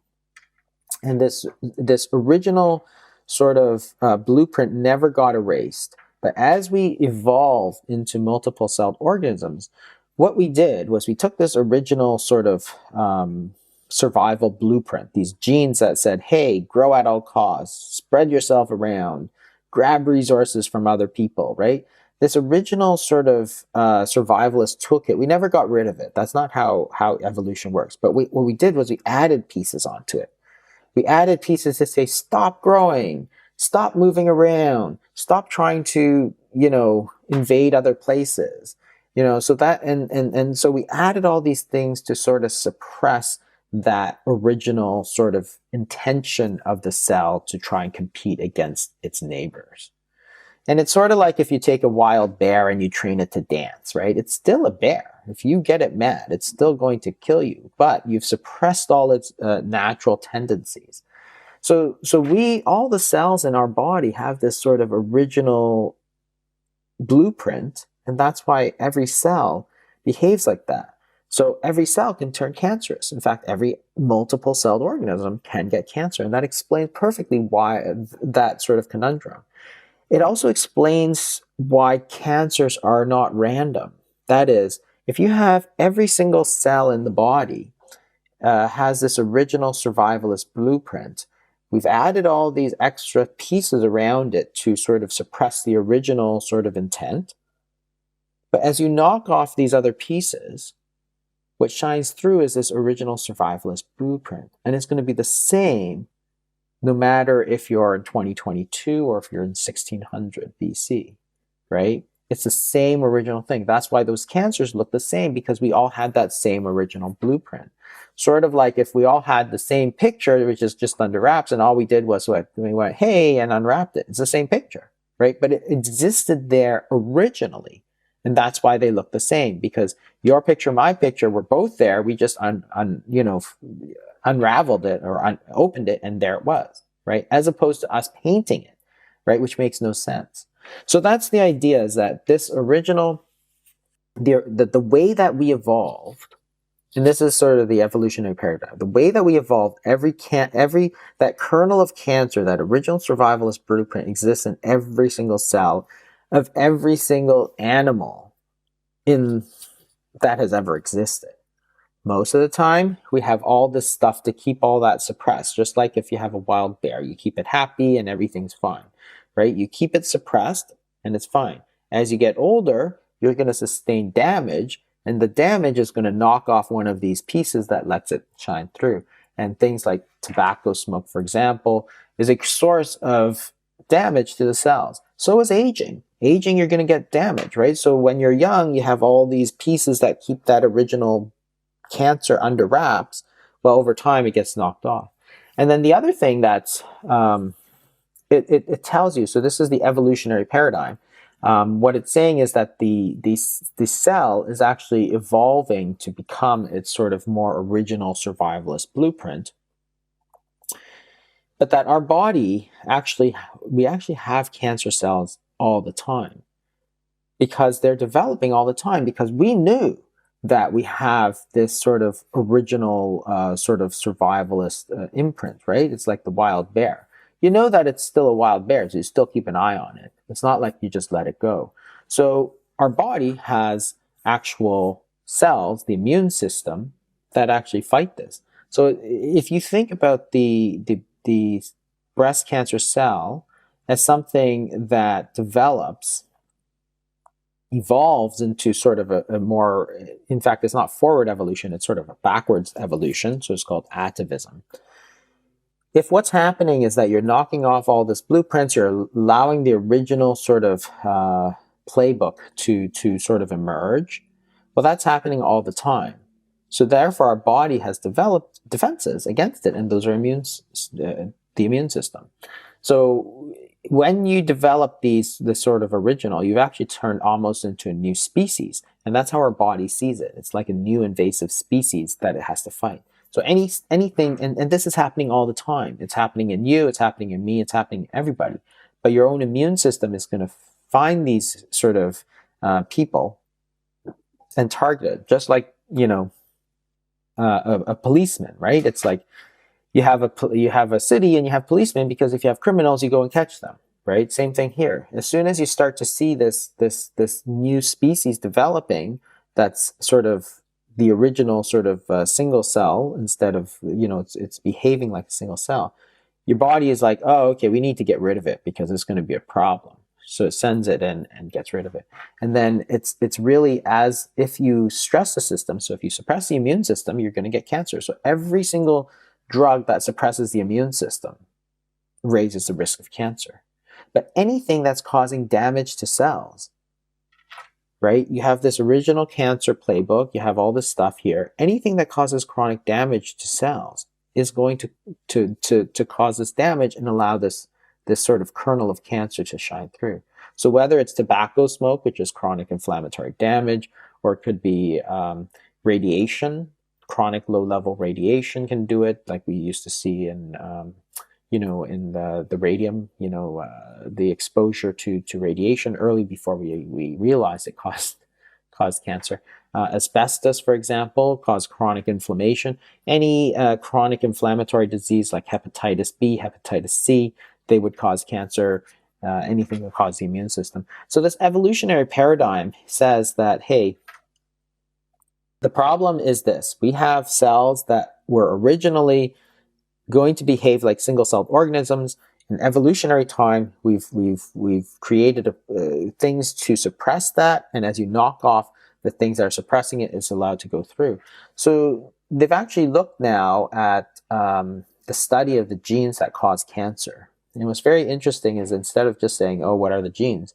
They went back and they said, let's look at these genes that are mutated during cancer, and let's look at the evolutionary age of them. And all of them are concentrated just at that transition from single cell to multiple celled organisms. It's very, very striking. So all of those mutations are there. All of the more recent genes that we have, it doesn't matter if you mutate them or not. It makes no difference. It's those genes that are sort of suppressing that original single cell tendency. All the more recent genes, you mutate them, it doesn't matter. But you mutate those genes that are taking care of that problem, then you do get cancer. So the idea is that it's really a reaction to a chronic damage. Any kind of chronic damage can cause cancer. And if you think back as to what causes cancer, because people think, oh, we don't know what causes cancer. No, we know a lot about what causes cancer. Smoking causes cancer. Asbestos causes cancer. Soot causes cancer. All kinds of things cause cancer. But all of them cause chronic damage to our bodies.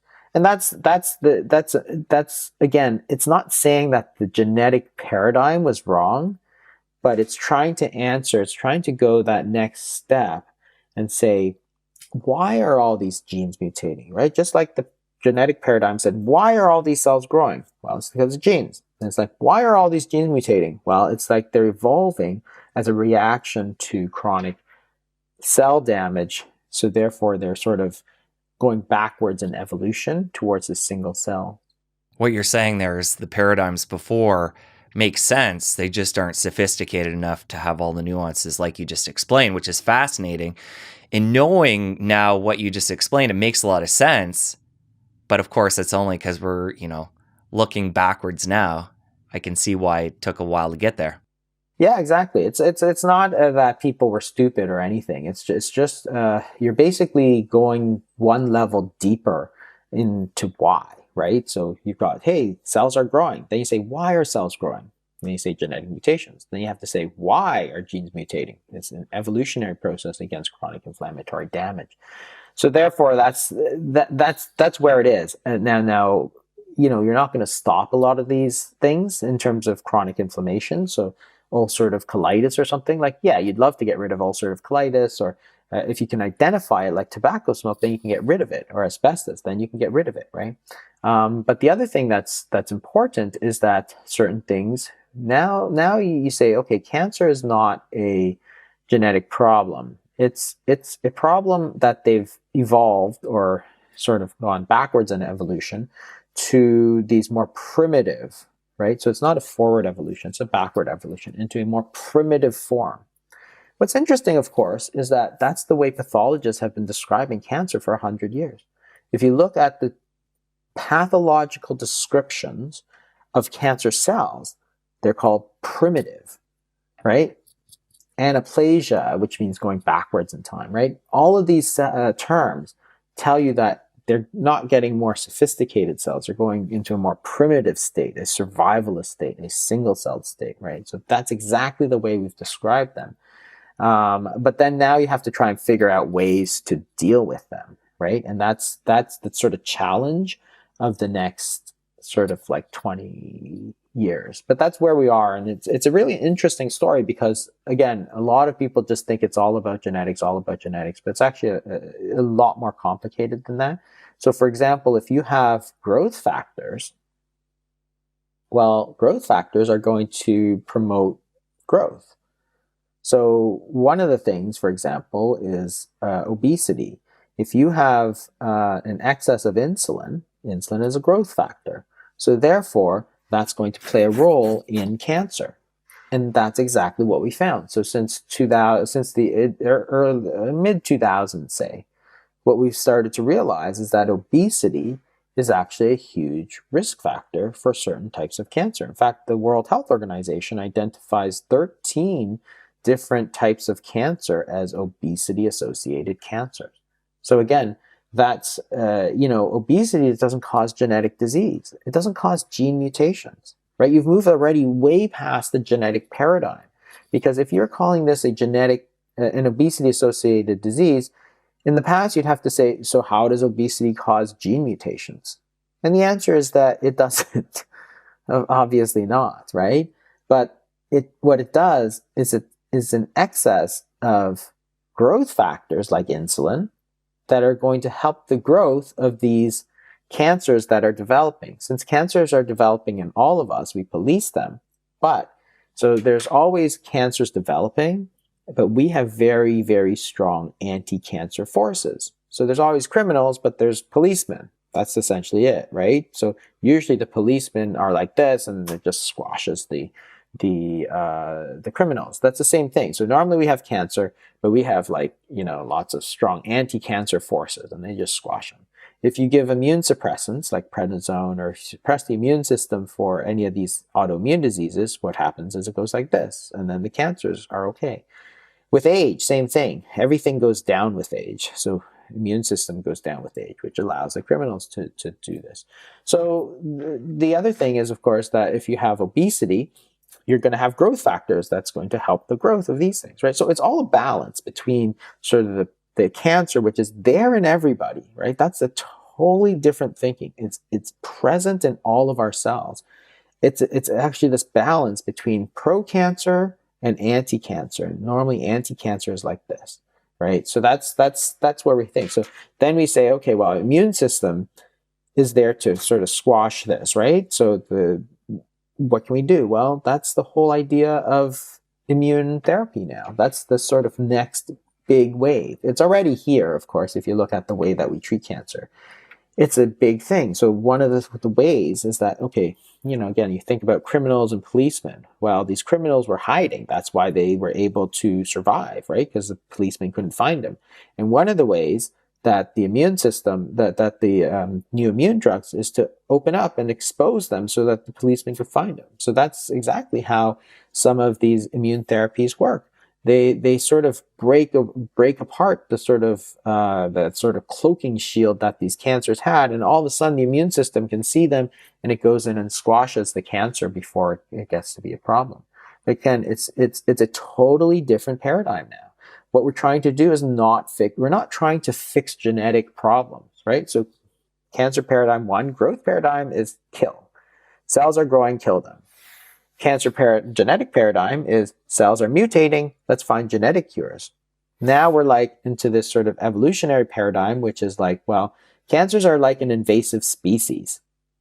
Let's kill them with our immune system. Let's boost our immune system. Let's figure out ways that we can weaken them, right? A totally different way of thinking and a totally different paradigm that most people haven't recognized that we're in. Even oncologists, even a lot of cancer specialists, they spend so much time thinking about treatments that they don't think about the sort of very interesting backstory of what is cancer, right? What is this thing? It's more like an invasive species than it is a genetic mutation problem.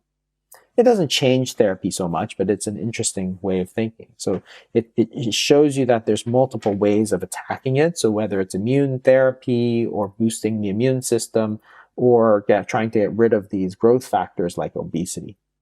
When it comes to immune therapy, you talked about how, this is where we're at now as a modality that's being used. How many different cancers can they use that for? Where is that along the timeline of its, usefulness? I think we're just at the beginning, really, because the whole evolutionary paradigm really only developed in the last, say, 8 or 9 years, right? So it's relatively recent, only since the mid 2010s. So we've gotten a couple of good drugs, but now they're trying to develop.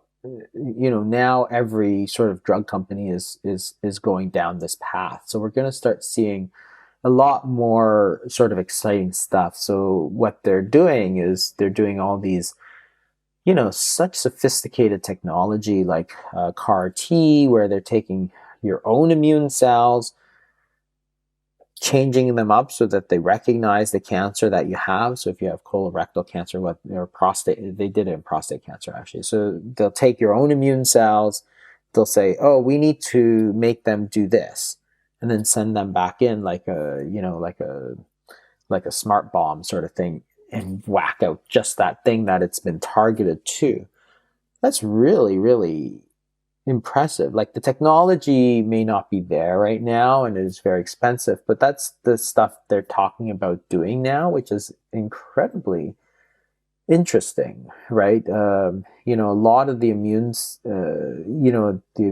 lot of these immune system treatments are sort of just beginning. We're just beginning to see. So I'm sort of optimistic that we'll start to see a lot more of this. But it opens up all sorts of different avenues when you see it as a sort of evolutionary, sort of an invasive species type of a problem. It opens up all different avenues for you for research, right? Because it's not just the immune system that you can target. You can target the growth factors, for example. So you know that breast cancer loves insulin. So if you reduce insulin, then you can get rid of it. It also says that, hey, if you have a little bit of cancer, you don't have to get rid of all of cancer because your body, you have, the cancer, you have the anti-cancer. A lot of times, if you find a cancer, it doesn't mean you need to cut it out because your cancer things are so strong. And if you take it away, it'll eventually come back anyway, like this low level. So this idea of screening, and there's a lot of controversy in this actually. So screening came out of this sort of genetic paradigm that if you could find a cancer at its very earliest stages, then you'll get rid of it and then you won't have to worry about it again. That doesn't happen. That doesn't work if you think of it as an invasive species. It's just like saying if we find a bacteria in you, I'm going to give you heavy duty antibiotics and wipe out everything. It's not going to make you healthier. In fact, they'll make you quite a bit sicker in the long run because those bacteria will just come back eventually and they'll be worse the second time and third time and fourth time, right? So at no point do we ever say to somebody, we need to get rid of every single bacteria in the body because there's good bacteria, there's bad bacteria, and they get along fine. It's just like that, that whole movement before COVID anyway, let them eat dirt, right? Which is that idea that too much cleanliness is not that good a thing. You're actually not exposing yourself. Same thing with the peanut allergies, right? With the peanut allergies, the initial thought was, let's get rid of every single peanut we can find on this planet, and then there'll be no peanut allergies, right? Didn't work. It actually made the peanut allergy worse, which is a different story. But because people were never exposed to it, when they were, it was life-threatening exposure, as opposed to people who always had low-level exposures, like people in Thailand, for example, who eat a lot of peanuts. They don't have very many peanut allergies because most people are exposed to it at a low level. When they get exposed to it, they get a little sick, as opposed to, a little sick all the time, as opposed to one time you see it and you're just really, really sick and could die. So it's the same thing. It opens up all these new ideas because if you get rid of every single cancer that you can find, well, you're just going to be whacking out pieces of yourself all over the place, right? So it's not going to do you any good. So screening comes out of that. So if you find a very, very early cancer, you don't necessarily have to hit it with, the hardest thing. They did this in South Korea, for example, where they did screening for thyroid cancer. So they ultrasounded people's thyroid, and if they found a thyroid cancer, they'd take it out. The problem is almost all of those thyroid cancers were never going to be a problem because your own anti-cancer forces would have kept it in check. So you actually derive no benefit whatsoever. So as people they whacked out all these thyroids in people, the incidence of thyroid cancer skyrocketed because they're finding so many more that they never found before. So it went up 10 times, but the mortality, the number of people dying of thyroid cancer was unchanged because those were thyroid cancers you didn't actually have to worry about. So this idea is that if you're finding super early cancers that would never have been a problem, and this is the controversial part, right? You see this in prostate cancer and you see this in breast cancer. So this is screening with PSA and screening with mammography. And if you do, let's take mammography as an example. If you do very early mammography, you're going to find a lot of cancers that never needed to be treated. You're going to you're going to take out a lot of breasts, and you're going to do a lot of radiation in a lot of people who won't benefit ultimately from that. So in fact, the data for screening from mammography is so controversial that they've actually gone backwards. They had originally pushed the sort of said, oh, you should do mammography at age 40, and then now they've pushed it back out in some cases to 50. Now there's a lot of controversy on, some people think it's a good thing, some people think it's a bad thing, but it comes out of this idea that finding it too early is not necessarily something that you have to deal with, because we can deal with it ourselves. It's more of that. Yes, it's like finding a bacteria on your skin. Yes, there's bacteria on your skin, but so what?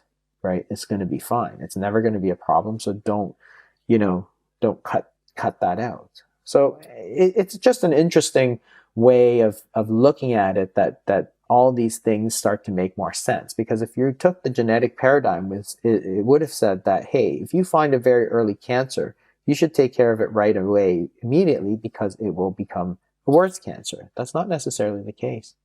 And coming back to your thyroid example there, you didn't talk about this aspect as well. There's so many different layers to this. The fact that if you're taking a thyroid out, that has, profound functions in the body for it to be healthy. And you're now removing that, so the body's not going to be as healthy as it was before. Absolutely. Plus the stress layer, you're going to stress that person out. That's going to raise cortisol in the system. And then that's causing a whole influx of stress response chronically for that person. Exactly. And this is the controversy, because it's not like the treatments have no side effects, right? So if you do lumpectomies, and if you do a lot of lumpectomies and radiation for early breast cancer, you're going to get side effects, because you're doing so many of these, right? There's surgical side effects, there's radiation side effects. So your benefits must outweigh those risks. So at some point, right, and everything in medicine is sort of risk versus benefit. At some point, the risk of that early stage cancer in a normal person is so low that the risk of treatment is much higher than the risk of the cancer itself, right? And that's the same problem you see with antibiotics. And that's why people say we're giving too many antibiotics, because it's so easy to give antibiotics that you're giving it for situations where there's almost no benefit to the antibiotic, but now you're getting the risk of there's no benefit, but the risk is starting, because the benefit's so low, the risk is actually higher than the benefit. Same thing with these treatments. So people have been talking about not doing PSA screening, about pushing up the age of mammography.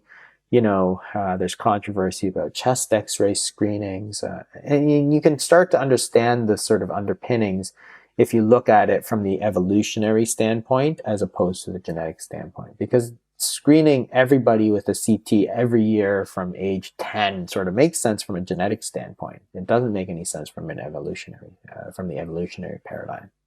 You make such a good point, and I wanted to go there as well. The fact that these treatments could, contribute to cancer, the modalities being used, or the screening methods.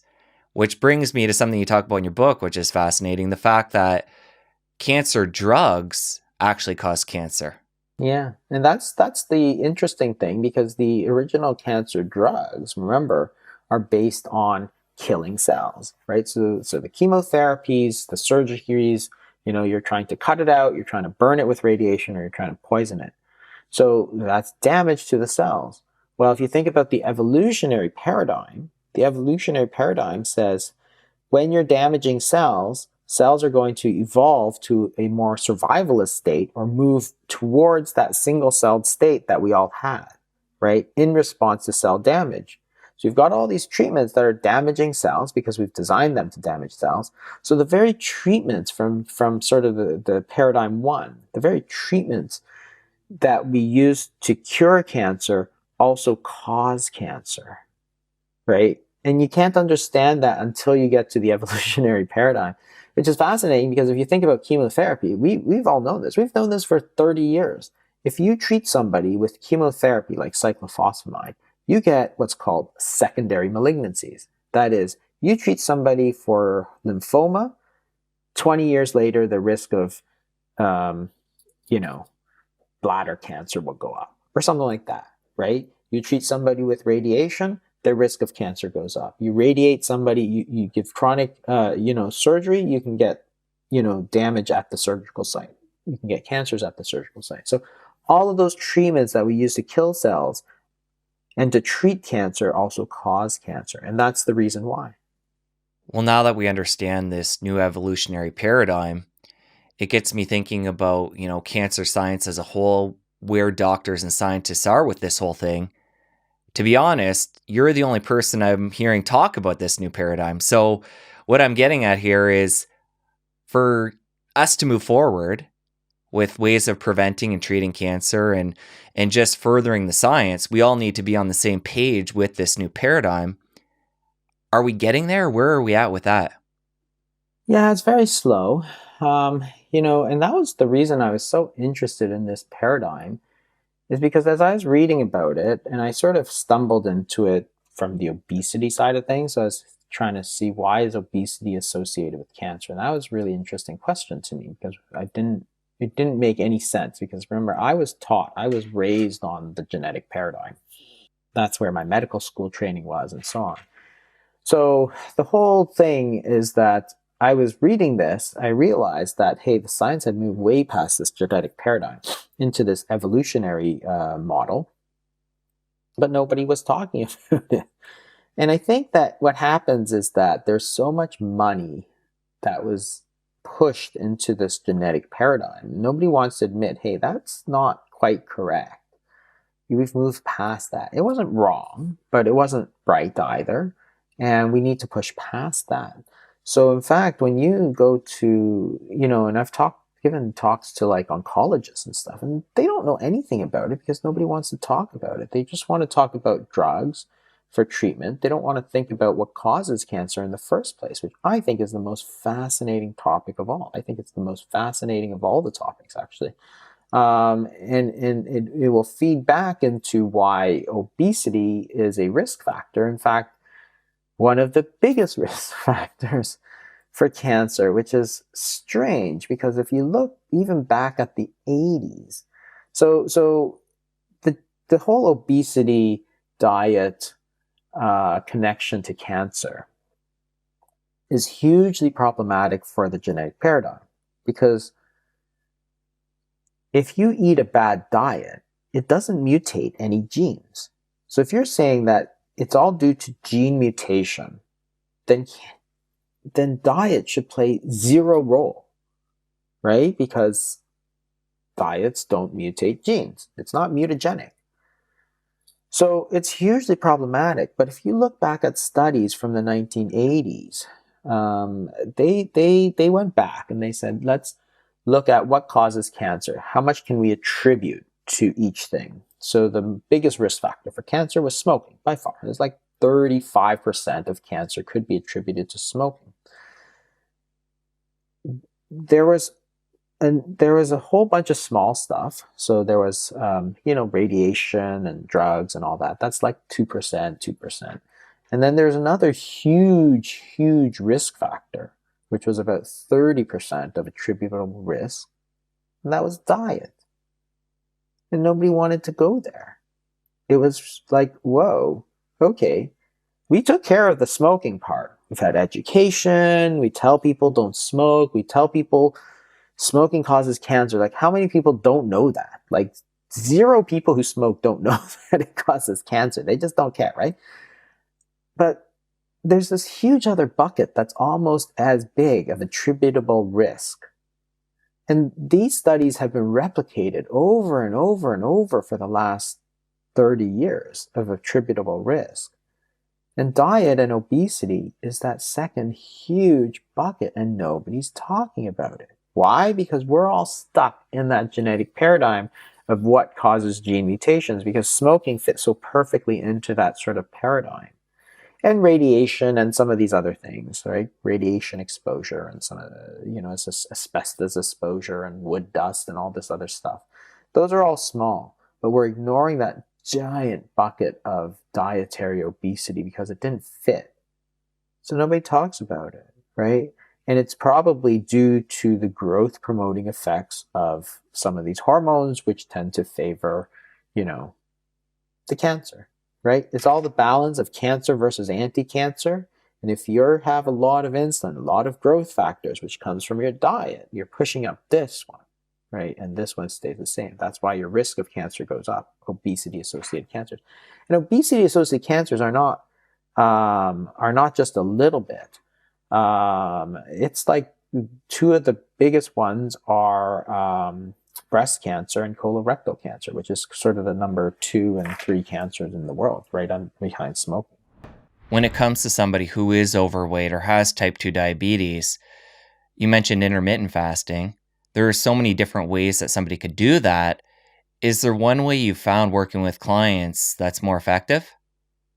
Really, they can all work. And because anything that you do, like fasting is simply the sort of opposite of eating. So if you eat, you're storing energy. If you fast, you're using energy, right? So then where do you get the energy from? Well, you get it from your blood glucose, which is blood sugar, or you get it from your body fat, right? Those are the ways you store energy. When you don't eat, those are the ways you use energy. So any of the regimens can work. The most popular would be 16 hours of fasting and 8 hours of eating. So that's the 16-8. One meal a day, which is sort of a 24-hour fast. Those are probably the most popular, but there's nothing to stop you from doing anything sort of less or more. The standard amount of fasting you have to keep in mind. So remember, if you go back to the 70s and the way people used to eat, which is finish dinner by about, say, 6 o'clock and then eat breakfast at, say, 8 o'clock. That's a 14-hour period of fasting that people did every single day without even thinking about it. Okay, 14 hours. That should be your baseline. So now some people say, I'm doing fasting every day. I'm like, how long do you do? They're like 12 hours. I'm like, that's just regular eating, right? It's not, you're not getting nearly enough time for the body to use its energy. So remember, when you eat, you store energy. When you don't eat or when you fast, you use energy. So if you're only giving your body 12 hours, when a normal day should be like 14 hours, you're not giving your body enough time. If you want to lose weight, then you simply push it up. So you can go 16 hours, you can go 18, you can do 20, you can do 24, you can do 30, you can do 36, you can do multiple days, in fact. As you go longer, of course, it's more disruptive to your sort of normal schedule.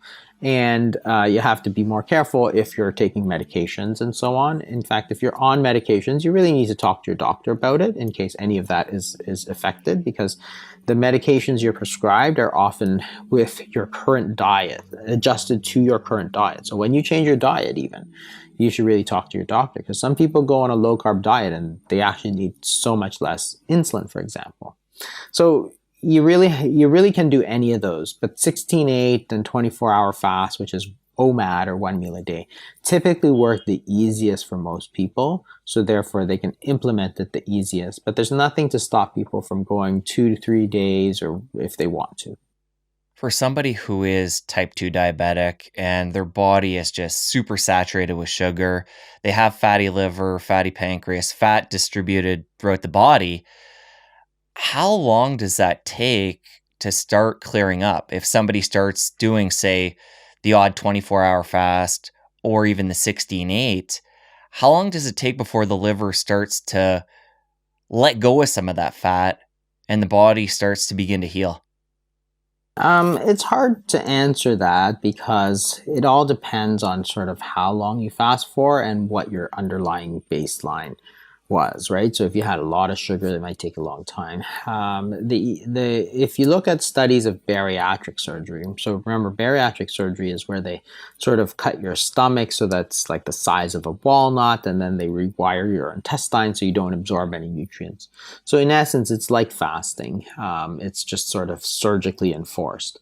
You can take somebody who is a very severe diabetic and if you put them on a fast, like, bariatric surgery, which is like fasting for multiple days at a time, many of them within like 3 weeks, 2 weeks, will actually go to zero, and like they'll get off all their insulin.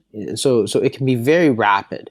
If you are just doing the shorter ones, which of course give you a bit more of a controlled, drop, It can still be very fast, like within a few months, but sometimes it can take longer. It depends on how long you're fasting for and what you're eating sort of in between. If you're taking one meal a day, but that one meal is full of, you know, processed carbohydrates, then you're undoing a lot of the good that you did.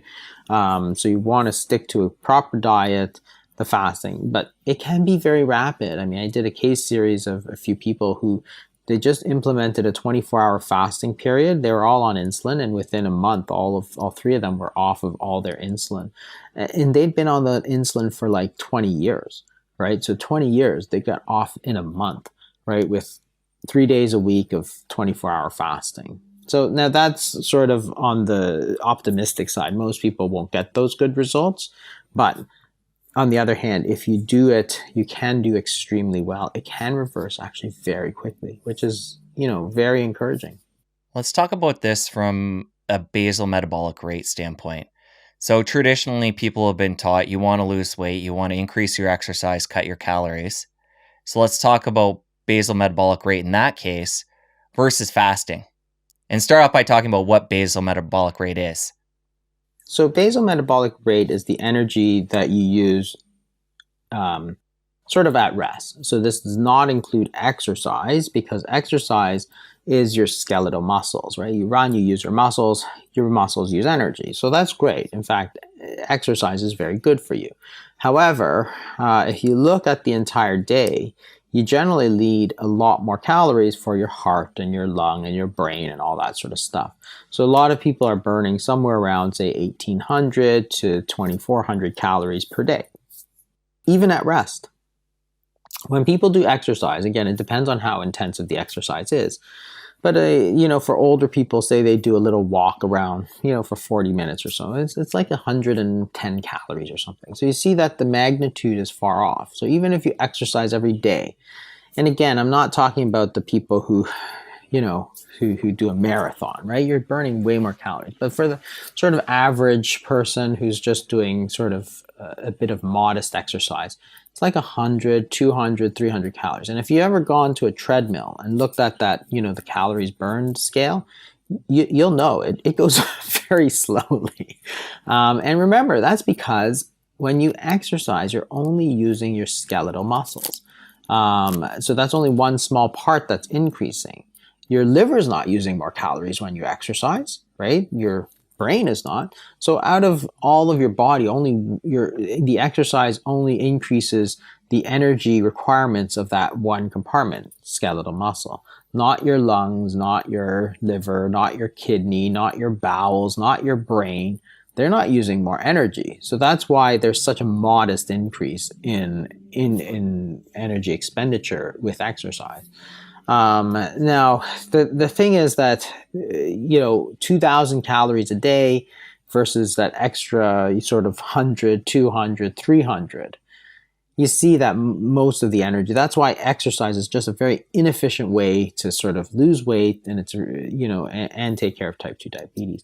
If you simply don't eat for one day, you're going to use 2,000 calories because that's going to have to come out of storage, as opposed to if you're eating regularly and exercising, where you're just using an extra 200. So if the fasting is sort of like much more effective than that, because you're really letting your whole body use the energy that's taken out of storage.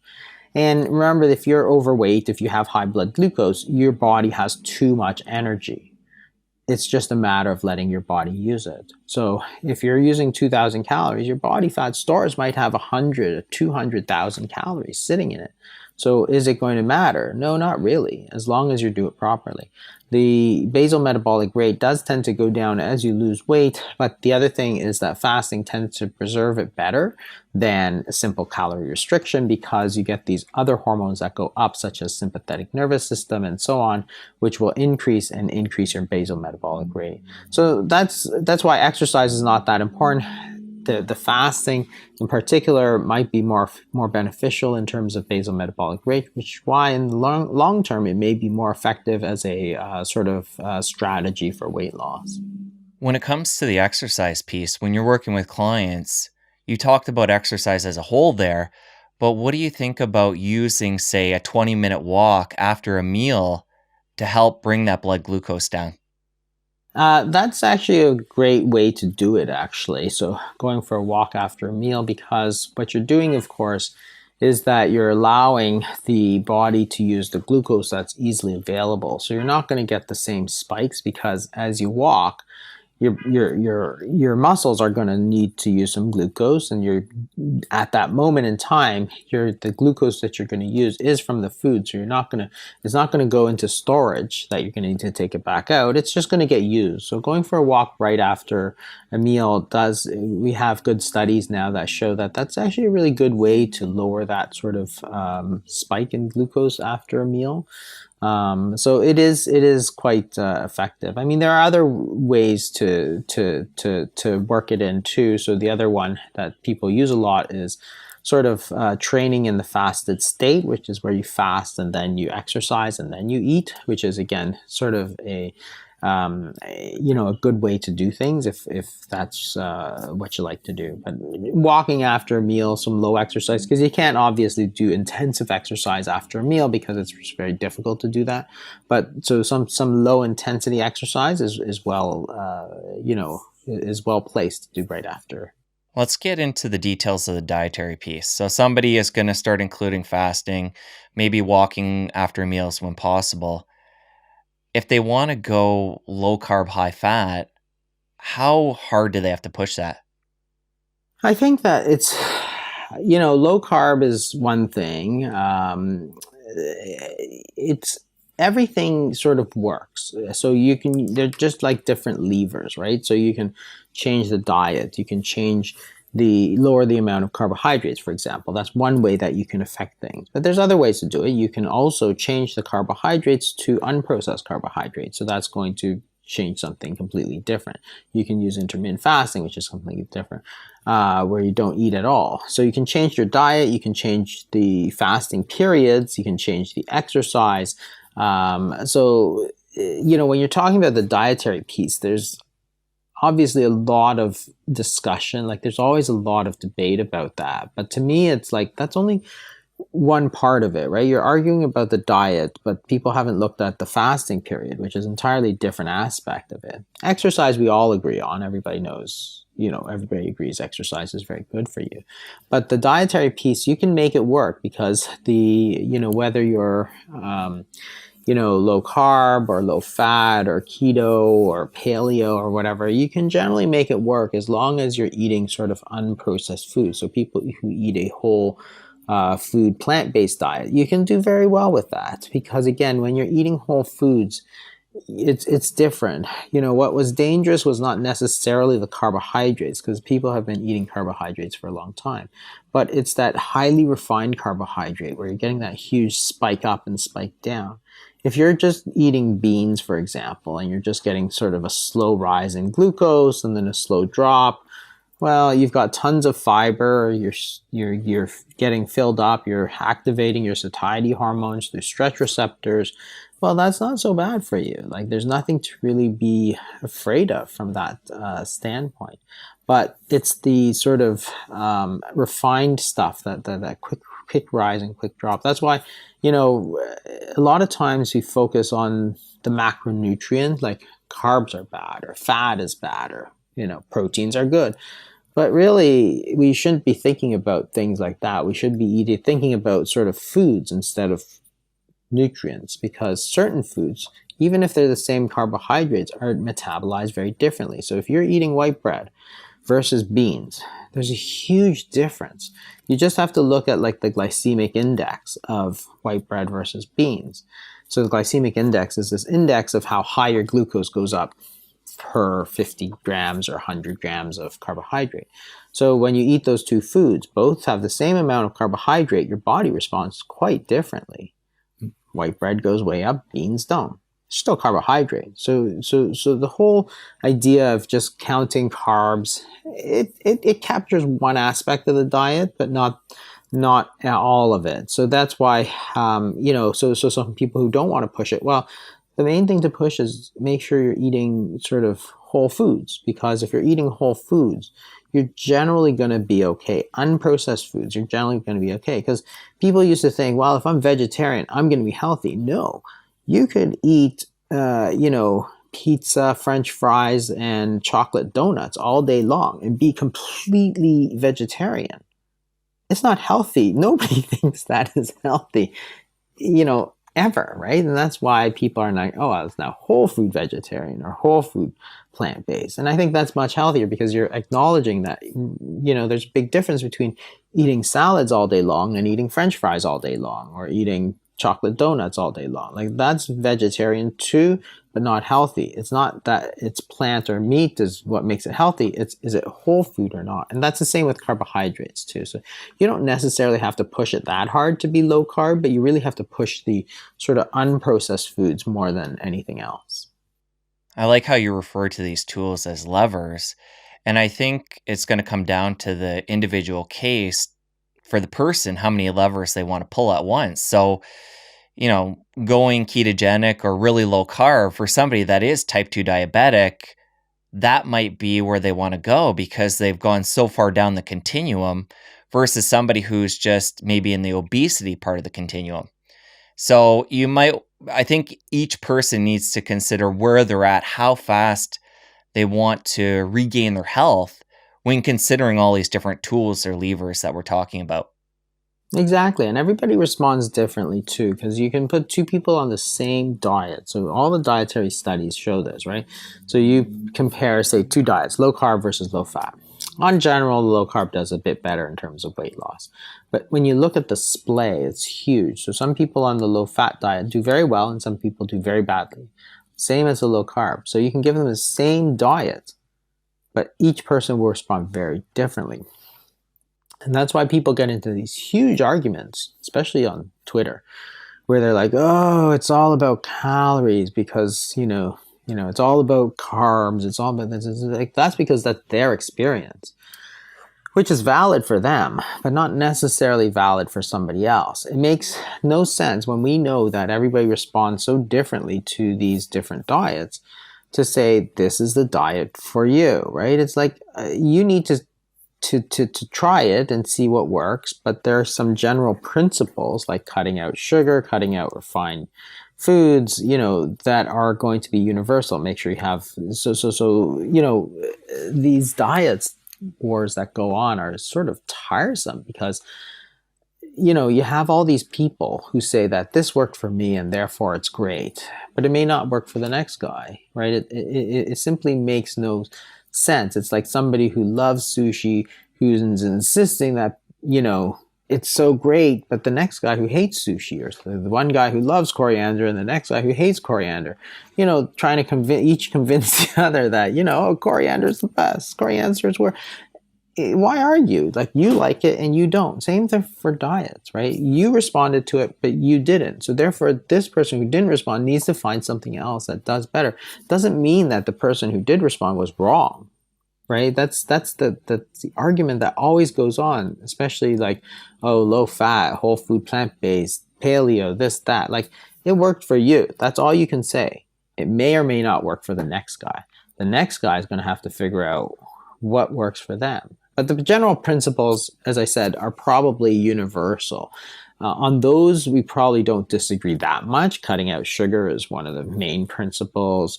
Cutting out refined foods is another main principle. I don't think anybody disagrees on. Exercise is good, but inefficient for weight loss. That's, pretty true as well. And then the fourth one, which I've always harped on, which hadn't been sort of touched on for a long time, was make sure you're not eating all the time. Because prior to me talking about it, honestly, the conventional wisdom was eat all the time to lose weight. Like, does that even make any sense? How can you eat to lose weight? You can only really lose weight when you're not eating. So why would you eat all the time? Like, it is completely nonsensical. It came out of that whole sort of low-fat hysteria, right? But whether you're low-fat or low-carb or high-protein or low-protein or plant-based or non-plant-based, that one you actually have to figure out for yourself because there actually is a huge inter-individual variation between the two. The general principles you can keep the same, but the specifics of the diet you have to work out a little bit for yourself because, everybody's a little bit different here. So to highlight the tools, somebody right now who is obese or has type 2 diabetes, fasting, That's the biggest one we want to consider and implement. Low carb, high fat diet, possibly including a walk after meals to keep that blood sugar low, or possibly including exercise during the fasting window. I would say those are the big ones for people to consider. And with those tools, they're going to be able to start to expel all that extra sugar in their body. And wherever they are along that continuum from obesity, prediabetes, diabetes, they're going to start to come down the other way. And I want to highlight something you mentioned before too, where for people that are on medication, you need to consult with your doctor because you're going to be radically changing the physiology in the body when you start to implement these tools. And we need to be safe and make sure we're doing this in a healthy way. So, Jason, before we part ways, any other tools you'd add to that for people to begin their journey?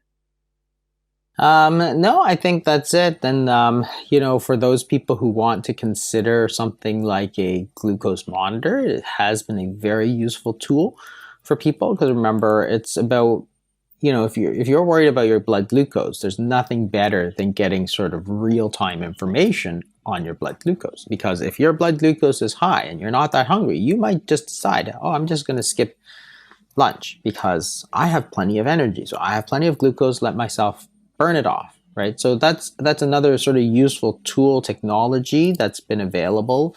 So I work with a company called Level 2, which is trying to use this for type 2 diabetes, right? And this basic principle is sort of if you measure it, then you're going to know what to do. And that's very useful. So now we have this technology. We should use it because a lot of people have known it, but it's kind of expensive. That's the only issue. Let's start with quality of food. What are people doing in that respect that's, causing that insulin to spike? The main thing is processing of foods. Processed foods is much different. So the foods that you eat, if they're natural, our bodies have evolved to handle them. So, you eat a steak or you eat salad or you eat beans or whatever. Our bodies have developed, controls on them. Because remember, body fat percentage is an incredibly important thing in the wild. So as you think about how humans evolved or any animals evolved, you never in the wild have really obese fish or really obese deer because you'll die. If you're overweight or obese, if you're an obese fish, for example, you are not going to catch any other fish because you're slower. On the other hand, other fish will eat you because you're slower. So the amount of body fat you carry, the percentage body fat, is extremely important. So your body has an incredible number of tight controls on that. If you're eating natural foods, so foods that are basically in their natural form, so stuff that you would see in nature, like so if you eat a piece of meat, that is what you would get in nature. So a piece of meat. If you're to eat a vegetable, that's what you see in nature. When you start processing it, you sort of bypass all of the natural controls of it. So if you take wheat, for example, which is a natural food, but now you take the protein out, you take the fat out, you grind it into a powder, and now you have white flour. Well, that's not a natural product. You don't have flour coming out, on the side of the tree. So anything sort of packaged in a box, you've sort of started to play around, so you're actually not going to have those natural controls of how to eat. So when you eat natural foods, we have natural satiety mechanisms. So we'll stop eating at a certain point. When you eat processed foods, you're going to bypass that. So the point is that, the processing of foods is probably the single most important factor. Sugar also, of course, is another one of these factors that is not natural, added sugars. So if you take food and you add sugar to it, of course, then you're changing the way that it should be. Even if it's a meat, you add sauces that are very sweet, for example, then you've changed it because it's not simply that meat, it's a lot of sugar. So sugars, processed foods are probably the most important things in terms of the qualities of foods. And that's sort of, it's not that controversial now, but you have to understand that in the 70s, the government, the U.S. government, had actually asked the processed food companies to create a whole new sort of generation of processed products. They thought processing was good because you could then strip out the fat. There's a whole bunch of unintended consequences of that, of course. And remember, the 70s is a time where we thought that we were simply so much smarter than nature.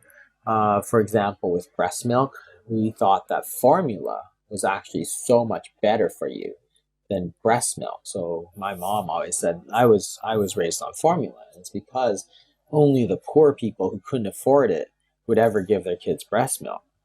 And if you're old enough, you'd remember that there was actually it took a huge campaign in the 90s called Breast is Best to convince mothers that, that breastfeeding was actually much better for you than bottle feeding, formula feeding. As ridiculous as that sounds now, because it sounds so intuitive now that yes, you should breastfeed unless you can. But that was the sort of thinking at the time, was that processing was good.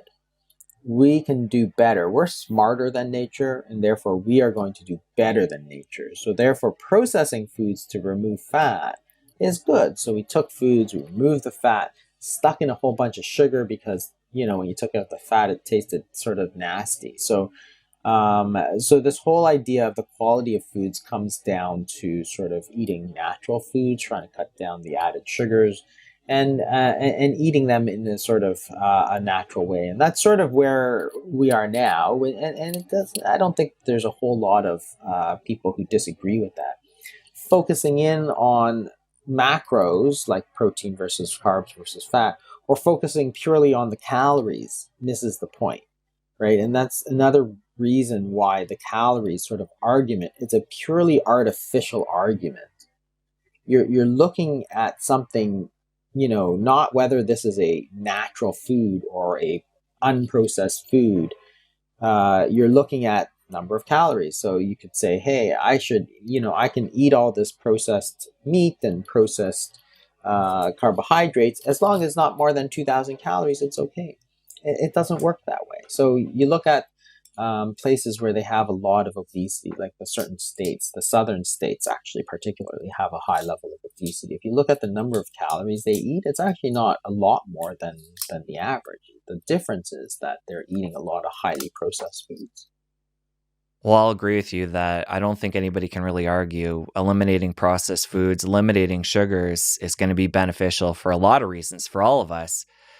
But if somebody's tuning in right now and saying, okay, I've been on this health kick for a while and I've cut those out and I'm still not seeing the weight loss, like I'm not getting to my ideal body weight that I know I should be. I'm still maybe not obese, but I'm overweight.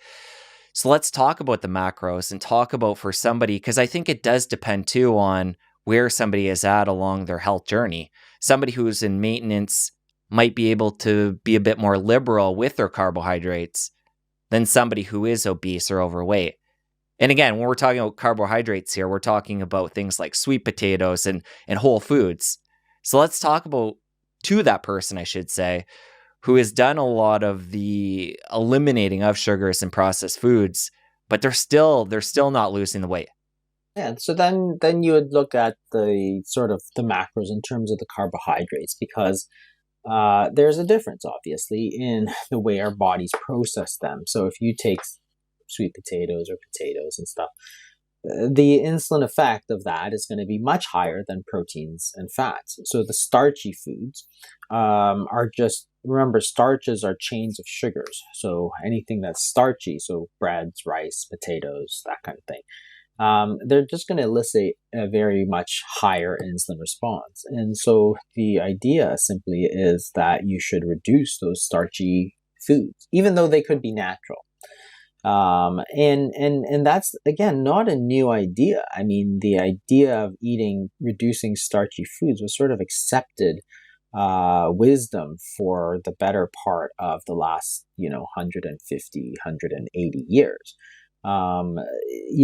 Cutting down some of the starches to lose weight is something that most people had sort of naturally already talked about. The The other thing is that the carbohydrates are not essential. That is, if you look at foods, proteins have amino acids, and there are a certain number of essential amino acids. That means if you don't get it, you're going to get sick. And there's a certain number of essential fatty acids. So if you don't get enough fats, you can get sick. There's no essential carbohydrates. Carbohydrates are really just a form of energy. So if you have a lot of energy, like body fat is a source of energy, then from a nutritional standpoint, you don't need any carbohydrates ever. So therefore, if you look at the foods, then you may want to cut down some of the starchy foods, because other than the processing, the added sugars, then the next step would be to say, well, we should probably sort of cut down the starchy foods, and then of course that's only one part of the whole story, which is the diet. Of course, the diet is the foods that you eat, and I think that what is missing, of course, is that it's not just the foods that you eat, it's how often you eat them. Like, that was the part that nobody talked about and had actually changed a significant amount in the last 50 years. So instead of eating 3 meals a day, most people were eating sort of 7, 8 times a day and thinking that was healthy. But it's a huge change from previous. And it turns out that it may be just as important or more important than the diet. So there's the diet, which is the foods, and then there's how often you eat the foods. Because remember, that's what's going to change your balance between being in the fed state and being in the fasted state. Well, we're going to get there, but we'll jump in now and we can maybe come back to food quality again in a bit. So let's talk about that, because again, conventional wisdom that's passed down is like you talked about there, where it's advantageous to be snacking throughout the day to keep our metabolism elevated and keep us, burning calories. So for somebody who this is paradigm shattering to hear, this is not the way to do it, where do they start? Well, you have to understand, first of all, that again, in the 70s, you're talking about 3 meals a day: breakfast, lunch, dinner, no snacks.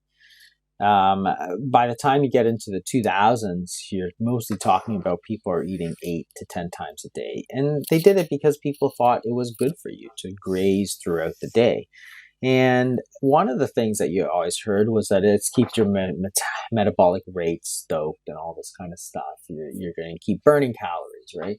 You can't actually do that. When you eat, you're storing calories. You're not burning calories. You're telling your body, hey, food is coming in, store some of these calories, right? So you're pushing calories into the stores, which is body fat. So body fat is increasing every time you do this. You can't get around that. That's just the instructions you gave your body. If it's only when you don't eat that you have the instructions to use body fat, right? It's either store body fat or use body fat. You can't do both. You can't store it and use it at the same time, because your body's just not that stupid. So this whole idea of eating more often is actually based on, again, zero science. There are 0 studies that show that there's any kind of benefit to eating constantly. I mean, even if you were to think about it, you should eat constantly throughout the day to lose weight. Well, how is that going to happen? How are you going to lose weight by eating? Like, it's actually an impossibility. It doesn't work. And the thing is that if you eat small amounts throughout the day, one, you're not really listening to your body because you're not hungry anymore. You're just eating just because you're eating. But the other thing is that you think about the way we eat. If you eat a small portion of food, what is that going to do? Well, it's going to stimulate your appetite. That's what an appetizer is. It's a small portion of food that makes you hungrier, not less hungry, more hungry.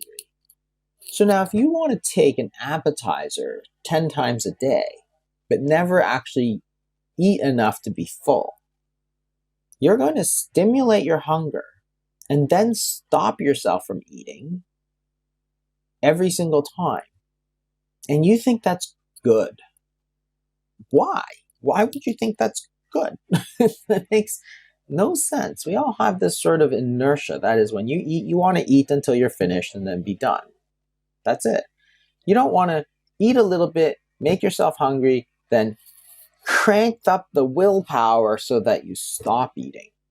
And then 2 hours later, you're going to do the same thing. You're going to, even though you're not hungry, you're going to stimulate your appetite. Now you've got the saliva flowing. You're thinking about food. You've got food in your mouth. Now you're going to crank up the willpower again and stop eating.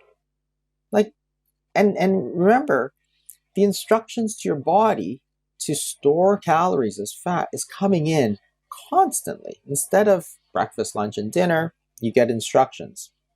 Store those calories 3 times a day. Store the calories. The rest of the day, use the calories. Now you're giving your body the instructions to store those calories 10 times a day.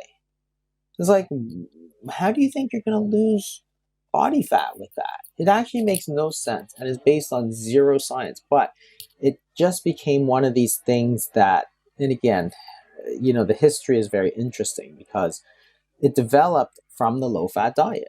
If you're eating, instead of sort of bacon and eggs in the morning, if you decide that to eat white bread and jam, because this is a low-fat breakfast, right? White bread and jam. Well, your insulin spikes up, your glucose spikes up, then it crashes. So by 10:30, you're ravenous. So then you go get a low-fat muffin.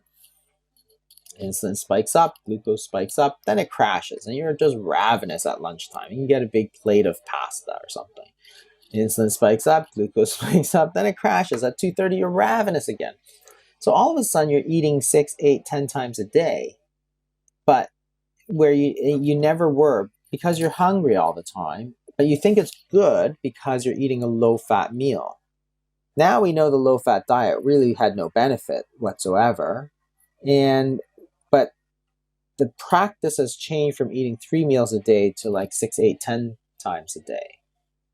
So it's breakfast, snack, lunch, snack, dinner, snack, and snack all the time. So you have no structure to your day. Your day is just one day of constant eating whenever you want. There's no structure to it. That is, you eat at breakfast, you don't eat outside breakfast. You eat at lunch, you don't eat outside lunch. You eat at dinner, you don't eat outside dinner. To one full day of, hey, eat whenever you want, wherever you want. And that's the thing. So that sort of all harkens back to the same dietary changes, but nobody pays attention to it. So that's sort of the, is built on a sort of a lie, but then it gets perpetuated, it gets repeated. You repeat it often enough, and before you know it, people believe it with all their heart, even though, again, that's what science is supposed to do, is to test these things, but there's no science in that. It just sort of took a life of its own. When you talk about food not affecting the genetics, what pops up for me is thinking about our food system these days and the fact that we're putting chemicals on a lot of that conventional food, spraying with pesticides, herbicides, and then processed foods, quote unquote foods, because, arguably we could call those something totally different. They don't even fit under the real food category. I would argue that. So what I'm curious is your thoughts on those two categories specifically. When pesticides, herbicides are coming into the body and processed foods, could those specifically impact the genetics? It's possible. It's possible. And certainly there's a lot of people concerned about it. That's why people like to do the organic farming and all that sort of thing. But again, the risk is hard to quantify because, it's probably relatively small compared to, say, obesity. Now, some people argue that, hey, it's all these chemicals that are causing the obesity, right? But that's, a bit, I'm not sure about that either. So again, if you look at the risk of those chemicals that we use in farming and all that sort of thing, and look at attributable risk, it's probably like 1 or 2% versus obesity, which is like 30%. So yes, I think that there is a role for them. And a lot of them, of course, are classified as carcinogens. So the World Health Organization maintains a huge list of carcinogens, class 1, class 2, class 3 are carcinogens. There's like 200 plus compounds on there. And a lot of them are stuff we use all the time, right? Of the of the ones classified as a carcinogen, the herbicides and the pesticides are probably higher up than most. But it's never been shown in a good study that organic food reduces your risk. Because again, if sort of like, if the attributable risk is only 1 or 2%, most of us are not getting exposed to that much of the same chemical all the time. But it probably plays a role. It just hasn't been proven yet. Like, organic food, people would love to show that eating organic food causes less cancer, but I haven't seen any study that's convincing that is true. It'd be interesting though if they did study that. And another thing that popped up as you're talking about that is genetically modified foods, because there we're directly influencing the genetics of what's going into our body and interacting with our own cells. And then again, this goes more to paradigm 2 with the genetics. And when that interaction takes place, is that affecting things related to cancer, changing the genetics? I'm assuming there's not been research done on that, but maybe you know Yeah, better. again, it sort of makes sense that these genetically modified foods um, would be a problem, but again, they have to really. It's more than that. It's more, they have to be causing damage to cells in order for it to be a problem, and I think they can, but it's hard to know. A lot of the foods these days are genetically modified, but even if you look at the human sort of what we eat, it's been modified significantly over time anyway. It just wasn't done with these sort of tools. What they did was they breed this together with this. So you look at wheat, for example. Wheat is, if you look at the ancient wheat in ancient Egypt, it's quite different than the wheat we eat today. It actually underwent a huge change in the 1960s during the so-called Green Revolution, where people developed this dwarf and semi-dwarf wheat. And so wheat, has a long stalk and a little bit at the top where you can get the flour from. All that stalk is useless. And so what they did was they wanted more stuff at the top. If you made more stuff at the top and the stalk was long, it just flop over and then rot. So what they did was they developed things so that the top was huge, and then they had to shrink the stalk so that it wouldn't flop over. So this is called dwarf and semi-dwarf wheat. So it went from, and that was developed in the 60s. And that was the Green Revolution, because at the time we were worried that there's too many people on Earth and we'd all die of starvation. So we didn't all die of starvation because crop yields just went up astronomically. And it was in part due to the changing of the wheat from sort of original wheat to this dwarf and semi-dwarf wheat, which has now replaced like 99% of the wheat that we grow, right? So compared to 100 years ago, it's totally different.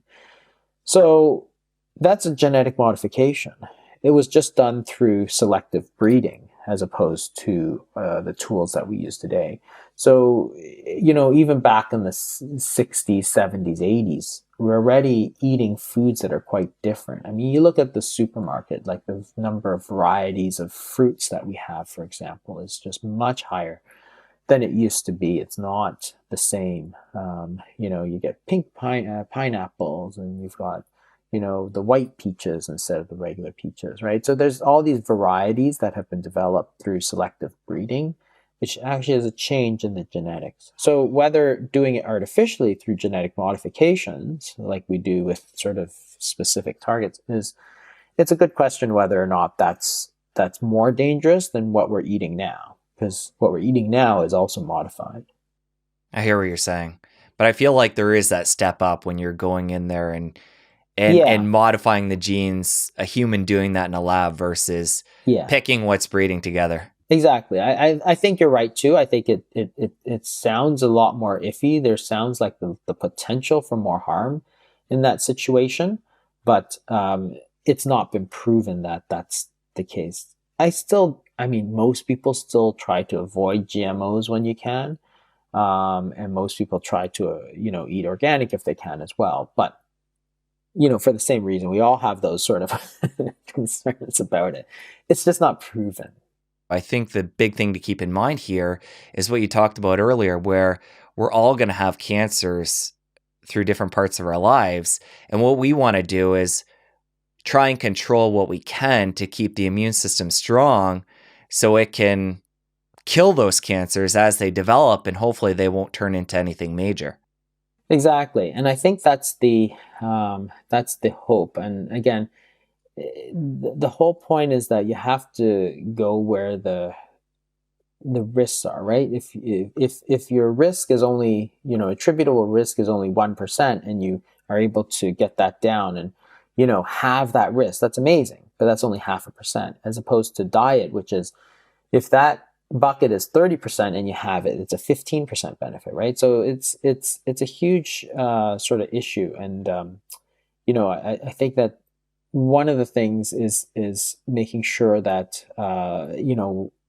we're looking at all these things properly, because people have this idea that it's all about screening and stuff, but it's not. You can do so much more to protect yourself against cancer other than just screening. For somebody who has maybe been trying a lot of different diets over the years, maybe even had some success in short bursts here and there, but they're feeling stuck. Their weight's just not coming off. They're saying, this might just be the way I am. What would you say to them? Uh, it's a tough one, because it's, a lot of us feel that way, actually. And the thing is that it wasn't always like that. If you look at sort of the population in the 1970s, for example, there was just a lot less. And I don't think it's because people have less willpower or anything like that. It was just that there was a number of sort of fundamental differences in the way we eat, in the way we approach eating, and so on. And therefore, we have to get back to it. So if you don't acknowledge that, if you simply say, oh, it's all about calories and it's all about willpower and all about this stuff, you sort of miss a lot of the nuances of the way that we eat, the way we think about eating, that led us to a lot of success. And that's why I sort of emphasize a lot of stuff about understanding what causes weight gain, because we think it's as simple as calories in, calories out, but it's actually much, much more complicated than that. And that's sort of what leads you to understanding sort of how foods interact. So I'll give you an example, for example. So for the last 30 years, we talk about calories, calories, calories. That's practically the only thing you hear about in terms of, the scientific and the expert opinions. It's all about calories, with the idea that 100 calories of cookies is as fattening as 100 calories of broccoli. And it's actually a ridiculous statement, because the minute you put the calories of cookies in your mouth, your body reacts to those cookies much, much differently than if you're to put the broccoli in your mouth. And we can measure those differences very easily. So insulin goes, up in one case, it doesn't in the other one. With broccoli, you might activate stretch receptors in the stomach.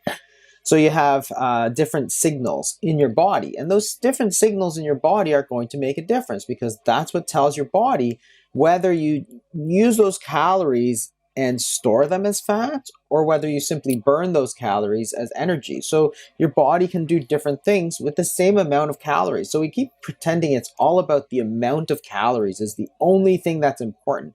And we sort of simplify it down to the point that it actually is nonsensical. And that's where people go wrong, because they say, well, if it's all about calories, well, I'll just eat ice cream for dinner and I should be fine. But you're not fine, because the hormonal response to those calories is so poor in terms of trying to lose weight that you just don't lose weight, because all those calories go into fat, for example, directly, and you don't have any calories for energy. So understanding that sort of what causes weight gain, the hormonal responses to food, the hormonal responses to the importance of the hormones to body fat percentage is sort of key, because we're sort of combating a lot of this ingrained attitudes about calories that was largely incorrect and scientifically completely way off. Like, it just it doesn't make any sense. All these people say it's all about calories, all about calories. It's like, it's actually not. There's actually so many different pathways that we've worked out over the last, 5 decades. Well, I want to stick on this train of thought for quite some time and get into the nuances here. And starting with, let's talk about the history here, because this is what people are talking about when you go see your doctor and you're looking to lose weight, or even a dietitian. This is the common knowledge that people are spreading and trying on for size.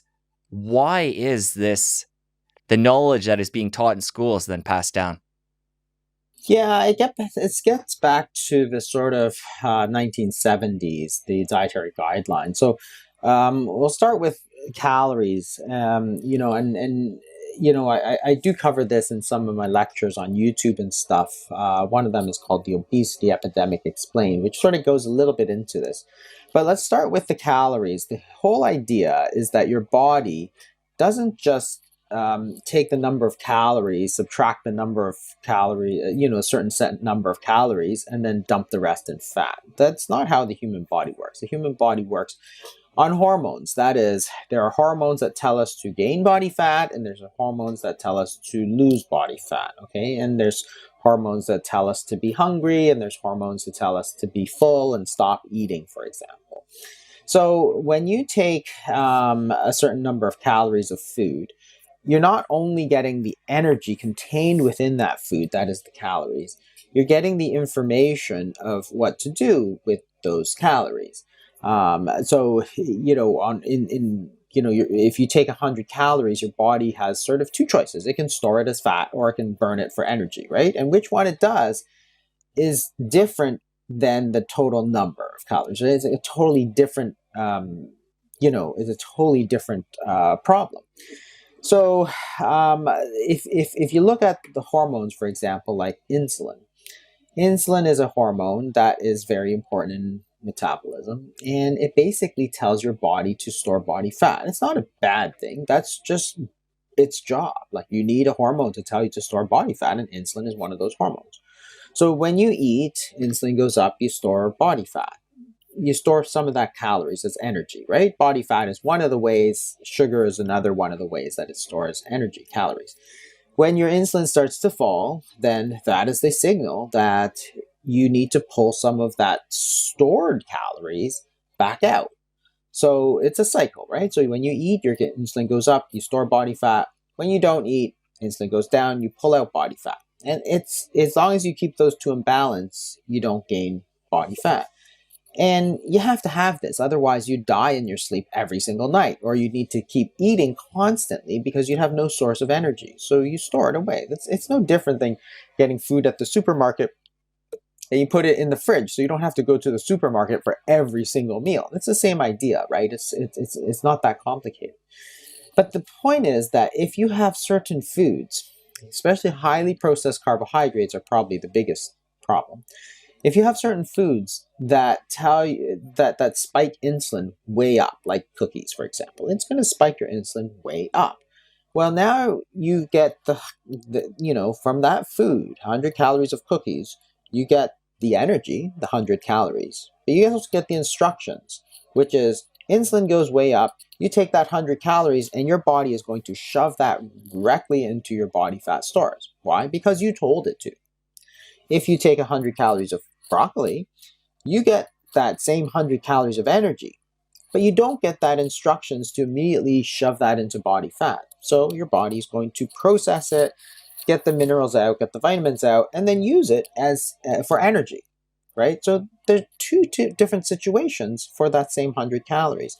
If you take that 100 calories of the cookies and it's immediately stored, you have no energy. So so why did we believe this? Well, we always knew this, right? The only, the practical implication of this is simply that some foods are more fattening than other foods. Cookies are more fattening than broccoli. That's the only implication, which is pure common sense. However, in the 1970s, we went to a low-fat diet, right? So you have to understand that there was this huge epidemic of heart disease. In the 50s, 40s and 50s, people were dying of heart attacks and nobody knew why. So the if you look back, of course, it's pretty obvious why it was. If you look at the rate of tobacco smoke, it was way up in the 40s and 50s. So it had been going up constantly since the 1900s, sort of peaked in the 50s. In the 50s, people were getting their heart attacks because people were smoking. But remember, the tobacco company was busy telling people that tobacco didn't cause any heart problems, didn't cause lung cancer, didn't cause heart attacks. So very few people believed that smoking was the problem. But of course, there was a very strong correlation between the rise in smoking and then 20 years later, the rise in heart attacks, as opposed to dietary fat, which of course was completely flat through that entire time. People didn't change their diet particularly in North America. So they were eating roughly the same as they ever ate. But when they went around and looked for, why are we getting so many heart attacks? Somebody said, it's the dietary fat. It didn't make any sense because if you're eating the same percentage of fat in 1900 as you did in 1950, same, why would you have more heart attacks? Because you haven't changed the amount of fat that you're eating. So it didn't make any sense. But nevertheless, it sort of gained a lot of traction. So the problem with that, of course, is that if you eat a lot, if you try and reduce your dietary fat to very low levels, which was what happened in the 70s and 80s, you have to cut something else. So you can cut the things such as proteins, but proteins you need, or you wind up eating a lot more carbohydrates. So we wound up eating a lot more carbohydrates, and we weren't eating more broccoli. We were eating more white bread and stuff because it was a lot cheaper to buy that. So we switched over to this sort of high carbohydrate and mostly highly refined carbohydrates and low fat diet. And then we started to see a ton of obesity, and people started to say, why? Why are we getting this obesity? The obvious reason, of course, is that you've changed your diet. You went to processed foods and highly refined carbohydrates. But they didn't want to say that because they're saying, you couldn't be good and bad at the same time, right? A high carb diet can't be good in that it reduces heart disease, and bad because it causes obesity, right? Because we know obesity and heart disease are linked. So then the blame went from sort of, well, we should eat less starchy foods, less sugary foods, to, well, it's all about the calories, right? So what they said was, of course, fat is more denser in calories, 9 calories per gram versus carbohydrates and proteins, and therefore you have a lot, it's all about calories. And that's sort of where it started. We had to sort of shoehorn how eating a low-fat diet was good for you, both in terms of the heart as well as, we had to sort of fit that in. And the calories model sort of made everything sort of fit together nicely, even though it was completely wrong. Like, there was no reason to think that, 100 calories is equal in any way, right? And then that's how you got all these things like a calorie is a calorie and stuff like that, right? And it's like, well, we never said a calorie wasn't a calorie. What we're saying is that, calories are not equally fattening, right? Calories from cookies are more fattening than calories from broccoli, because the broccoli is going to set off, all these other hormonal effects, like, filling you up and filling up your stomach and all this sort of stuff that's going to keep you slim. So that's where that whole calories obsession was. It stemmed from this sort of low fat. Of course, the whole idea of eating super low fat has been completely thrown out the window in the last little bit. Of course, it just hasn't panned out at all, right? So in the 80s and 90s, we went super low fat, didn't really have any impact on heart disease. Then, of course, we figured out that, hey, nuts were pretty good for you. Olive oil, fatty fish, omega-3s, all that kind of stuff was actually quite healthy.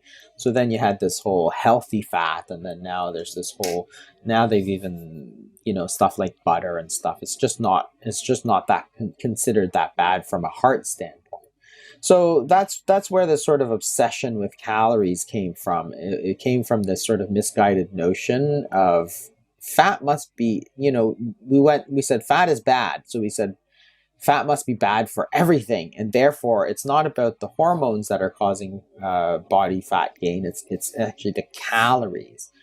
even though it makes no physiologic sense whatsoever. Well, what's so mind blowing about this is the fact that there is so much good science out there showing that this calories in, calories out model is broken. And we're in an obesity epidemic right now. Like things just aren't working.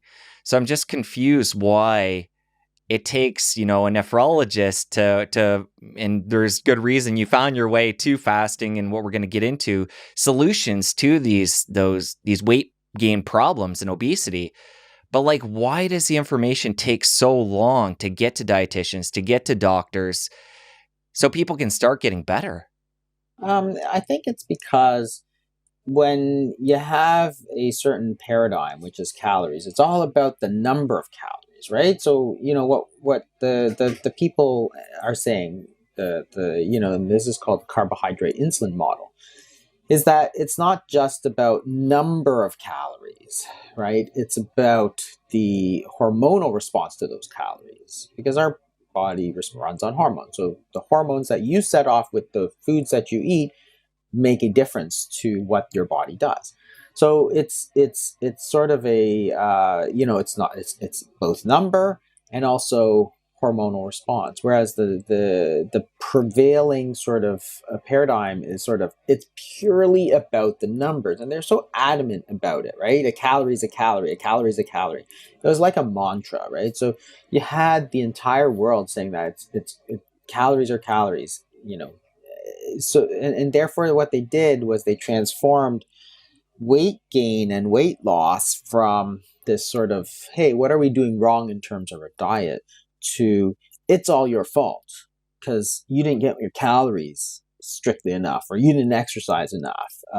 And it was very convenient for all the academics and stuff to simply blame the people, right? So remember that if you have a population which is gaining a lot of weight, like North America, right? The obesity percentage of obese people just went skyrocketed up, right? So it's going to be one of two things. It's either going to be the advice that was given is bad, or the people. The advice is good and the people are bad, right? So if you're the one giving the advice, right? So the academics, the universities, all these researchers, what do you think you're going to choose? That the advice is bad or the people are bad? So of course they just double down on, my advice is good, the people are stupid, the people have no willpower. Like, the people are the same people. People are people. They're just the same as the 70s. We're not better or worse than anybody else. The lack of it's not a lack of willpower that's driving the obesity epidemic. It's the choices we made because if you have bad information, bad advice, and you make a bad choice, and you say, I can eat cookies because it's only 50 calories, and I'll just eat a little less broccoli. And these were the choices that people were making. Like, I can just eat a little less broccoli and eat a cookie. Hey, that sounds pretty good. And it's perfectly scientifically flat. Like, I'm going to be the same. It's like, no, you're not going to be the same, right? So if you believed the carbohydrate insulin model, then you'd say, no, you can't substitute 50 calories of broccoli for 50 calories of cookies. You're going to be much worse off. But the calories people said, yeah, you could. So people did that, of course. They're like, yeah, I won't eat my vegetables and I'll have that brownie. Hey, I'm all good. But they weren't good, right? Because it was never true. It wasn't just the number of calories. It was two things. And of course, that's why it took so long, because nobody wanted to say that their advice was bad. And you can come up with an analogy. Like, for example, suppose you have a classroom and you have one child who fails, right? That might be the child's fault. But what if you have 70 children who fail? Is it that the child's fault, or is it the teacher's fault? Right? So now we have a situation in the United States where you have 70% of adults being obese or overweight. Are you going to say it's the people's fault or the teacher's fault? Right? Because I think it's much more likely that it's the dietary advice that we've been giving. And I would tend not to blame the people. I would blame the advice that was given, the research that's being given out, what's being taught. And it's not the dietitian's fault. The dietitians go according to whatever the sort of leading science says, right? Because science is largely made up, right? They made up that it's a calorie, right? And they just perpetuated that. But that's sort of where it comes from, and that's why it takes so long. I mean, in science, look at the low fat thing, right? So we switched from butter to margarine for, I don't know, 20 years, right? Through the 70s, remember Basal and all this stuff. You should not eat butter because of the saturated fat and eat margarine instead. So there's this huge shift away for about 20 years from butter to margarine. Turns out the margarine had all this trans fats that were actually causing heart disease, and the butter actually wasn't that bad for you. So that took 20 years to figure that out. And it's the same with calories, right? It's the same thing. And the funny part about this whole calories thing is that there's been so many studies, scientific studies, looking at calorie restricted diets. In fact, there is not even a single study that can prove, after 50 years of research, that eating a low calorie diet, like ignoring the foods, like the type of foods, and just looking at the number of calories, if you simply cut the number of calories, there's no evidence, there's no study that has ever been done that shows that it causes weight loss. So people say, "Oh, it's scientific. It's scientific." It's like, it's not scientific. It's actually, there's not a single study that can prove. And look at the practical evidence. Like, okay, so if there's no study that shows it, what's the sort of experience of the people? Well, in fact, probably 98% of people have done a calorie restricted diet, and it doesn't work. It just doesn't work. When you make those substitutions based purely on the number of calories, it simply doesn't work for you. So anyway, that's why it takes so long, because any change to the prevailing sort of accepted wisdom just takes a lot longer than you would think. Even when in hindsight it looks super obvious, like, hey, avocados weren't that bad for you, olive oil wasn't that bad for you, fatty fish like salmon weren't that bad for you. It just takes a long time because the people who are in charge would rather blame somebody else for the failings rather than their own advice. So then it just stays for like decades and decades. And it's the same thing for the calories. You see all this people out there who, the minute you say that there's something more to it than the number of calories, you get this huge backlash from researchers, professors, all these stuff who had built their career on it's just the number of calories. Let's stick on this calories thing a bit longer here and talk about the physiology. If somebody, say they're even on a healthy diet and they're eating, vegetables and good quality meats, but they decide to cut out, say, 300 calories a day, let's talk about how they're doomed no matter what and what the physiology does to compensate as they cut out those calories. Yeah, and this is what we know for forever, right? So what happens is that people who talk about it's all about calories, they throw out this thing which they often say, "Oh, it's just the thermodynamics." Right? And it's funny how calorie people always talk about thermodynamics, but thermodynamics people never talk about calories. And they have this thing called the energy balance equation, which is fat gain or fat loss, sort of body fat equals calories in minus calories out. And that's true that's always true because it's really, body fat is a storage, like it's a way to store calories, right? So calories in minus calories out. Just like if you have a box, right? The amount you put in minus the amount you put out is the change, right? It's no different than that. So body fat is just a way to store calories. So therefore, body fat equals calories in minus calories out, and that's fine. That's always true. However, what they do then is they take the additional step and say, therefore, if you simply reduce your calories in, you'll reduce your body fat, and that's not true because remember, there are three variables here. There's body fat, calories in, and calories out. When you reduce one variable, which is the calories in, there's two other possibilities.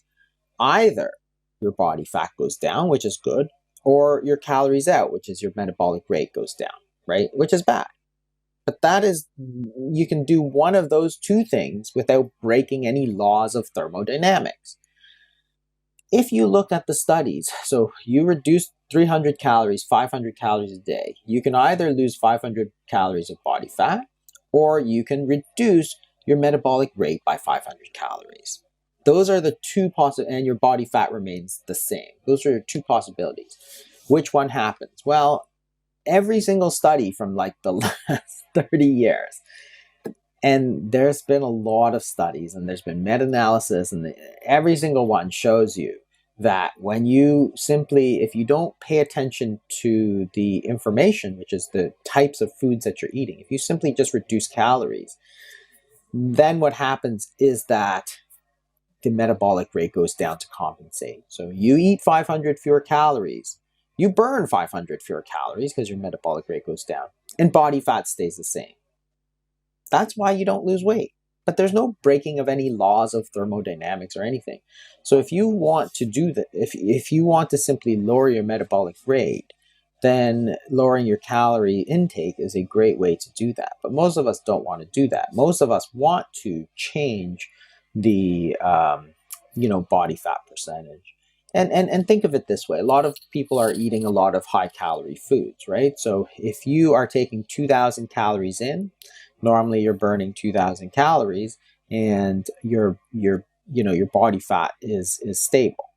If you go from 2,000 calories to 1,500 calories, well, then your body simply burns 1,500 calories and your body fat remains stable. Well, that's a perfectly scientifically valid, way of solving for those three variables, right? It's a balance equation. There's three variables, without causing any problems, and it all comes down to the fact that, hey, if you have 1,500 calories coming in and you want 2,000 calories to go out, well, then you need to make sure that the calories can come out of the body fat, right? Because that's your storage, right? So if you want stuff to come out of your storage compartment, you can't lock that box. Insulin, which is a hormone, it basically blocks you from taking calories out of body fat. That's its job.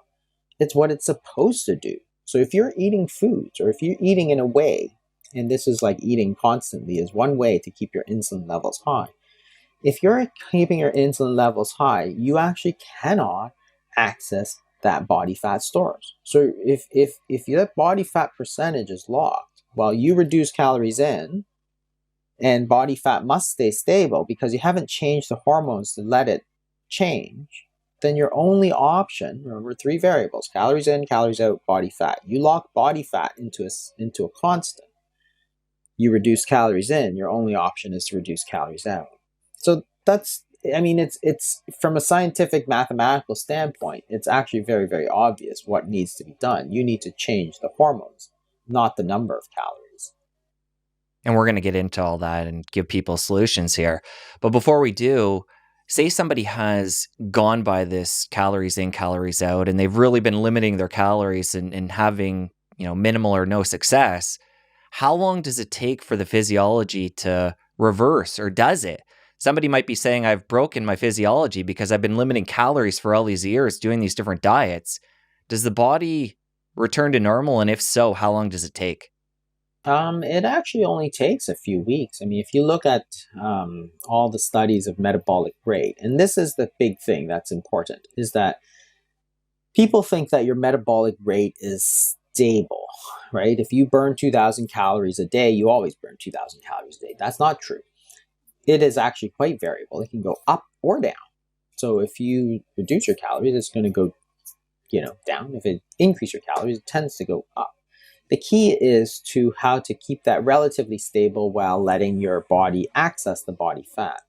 Because remember, the insulin is sort of the key to that, and you can start right away. But the thing is that your body fat as a store of calories, there's probably like 200,000 calories sitting there, right? So the key is, and say you take 2,000 in a day, and you have 200,000 sitting in body fat stores. The key is not the number of calories you're eating in that one day, right? Because you have 2,000 coming in, 2,000 going out, and 200,000 sitting in your body fat stores that you want to get rid of some of that. The key is not that few hundred calories you have coming in or going out. The key is, how are you going to unlock all of that fat? So, the point is that your body sort of exists in one of two states, right? If your insulin is high, you're storing calories. If your insulin is low, you're burning calories, right? So you're either in the fed state, storing calories, insulin high, or you're in the fasted state, which is, you know, insulin low, burning calories, pulling those calories back out. So you're either fed state or fasted state, insulin high or insulin low.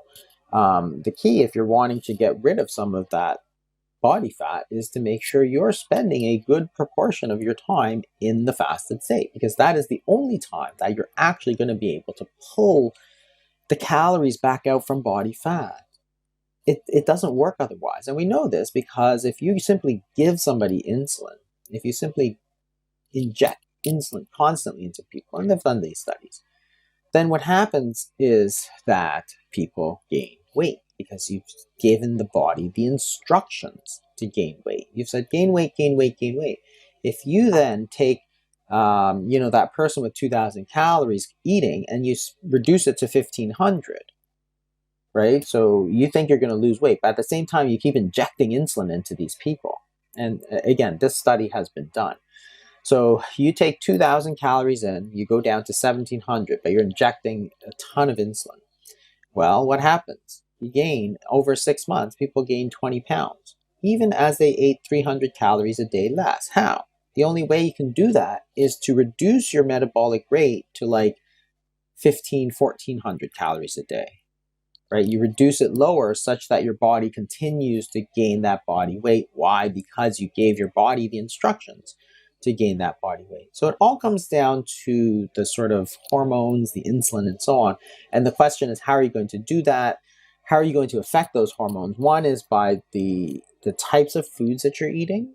So remember, processed foods, especially processed carbohydrates, are probably the highest. So certain foods are going to be more fattening. Or two, affecting the amount of time that you spend eating in a day, right? That's the other way. So you have a longer period of fasting so that your insulin drops and you're pulling your body out, you're pulling those calories out. We're going to get deep into the solutions, but before we do, I want to talk about a couple more areas just to get a full lay of the land for people. One being genetics and the other being exercise. So since we're talking about calories and calories in, calories out, it would be neglectful for us not to at least address exercise and talk about its role in weight loss, if there even is one, and how that impacts calories and that whole system.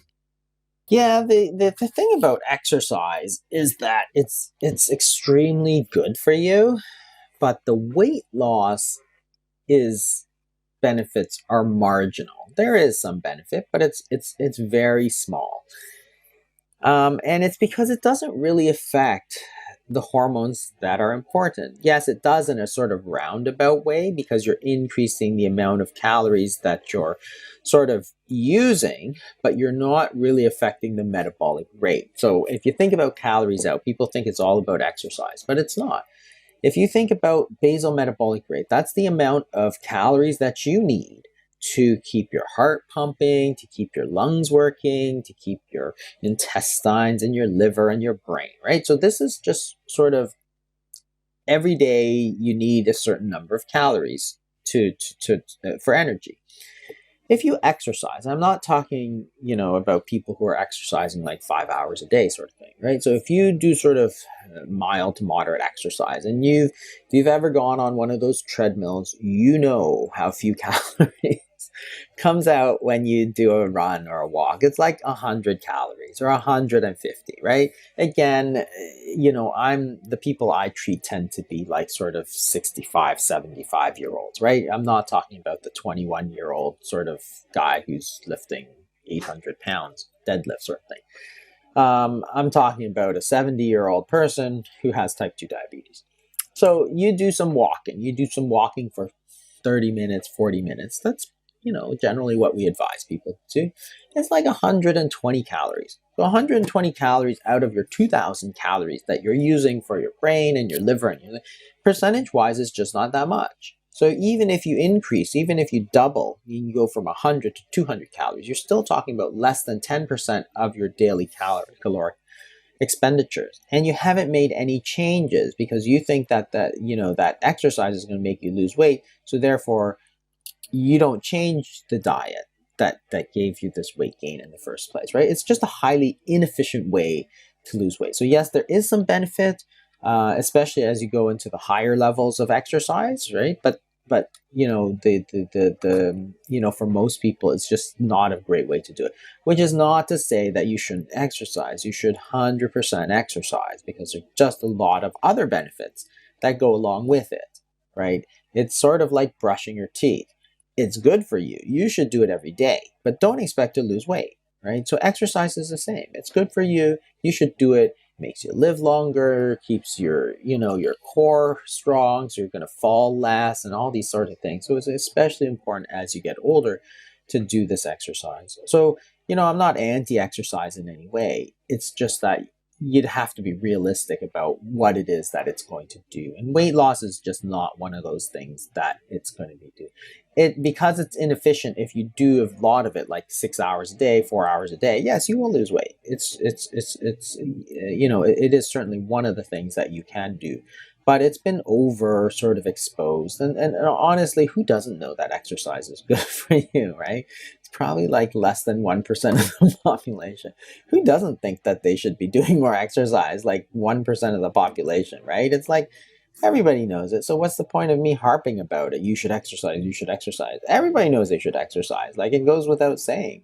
So, as a strategy for weight loss, it's just almost irrelevant in the cases that I'm talking about, right? So there are certainly people who can lose weight with exercise. For somebody who is going to implement some of the solutions we get to later, changing the type of food we eat and when we're eating that food, can exercise be beneficial, or is this something you'd recommend to people trying to lose weight, doing the exercise while they're in a fasted state? Yeah, so exercise in a fasted state is very effective. So if you don't eat for a while and then you exercise, then your body is in that state where it's already pulling energy out, right? It's using calories that are stored on your body. That's all it is. That's all that happens during fasting. If you now impose a certain amount of calories that you need extra for the run or the walk that you're doing, then it's going to keep pulling it from that. So that's good, because you're simply making it more effective, the pulling out of the energy, which is losing the body fat. And sorry, I didn't answer that question about genetics that you had earlier. So genetics is very important. It actually plays a huge role in weight gain, and it's estimated that 70% of the sort of tendency towards obesity is actually genetic. And that makes sense, because it's all about your hormones, and our hormones all respond differently. Yours are different than mine, mine are different than the next person. So everybody's genetics, everybody's hormonal responses are going to be different. That's why it's such an important thing. If weight gain was all about sort of conscious level control, that is what watching your diet and willpower and all that, of course, then genetics would play no role in weight gain. But it doesn't. It actually has a huge role. So when certain people are, and again, what it means is that certain people are going to be fatter or slimmer than others, which is true. I mean, we know this. Certain people just have a different body type. The point is, though, our genetics as a population have not changed in the last 50 years. So therefore, and as a world, like, you can look at worldwide obesity, like the genetics of our planet have not changed in the last 1,000 years, really. So to blame genetics as the cause of the recent weight gain of the last 50 years, it's not right, because it's not just a genetic problem. So yes, genetics are important, but that's not what's changed in the last 50 years that led us to this obesity epidemic. So we have to say, well, okay, so genetics is a big part of it, but that part hasn't changed. So therefore, there's no point thinking about it. You can't change your genetics. So, what are you going to do about it? Like, you can't choose your parents. So it's just sort of this dead end. And so we do all this research into the genetics, but it has no practical implications for what I should do to lose weight, myself. I can't change any of that. So I generally spend no time thinking about, the genetics of obesity, because it doesn't help that person, that patient in front of me, I can't change their genetics. So I actually spend no time thinking about it. Instead, I tend to focus on those things, which is the foods that you're eating and the amount of time you spend eating. We talked about the waist being a measurement around the waist being a sign that you're accumulating that visceral fat. How does somebody go about, is that the best way somebody can go about assessing where they are along this continuum of, obesity, prediabetes, diabetes subjectively? And then Yeah. let's talk about some of the objective tests that people can have done to see where they are.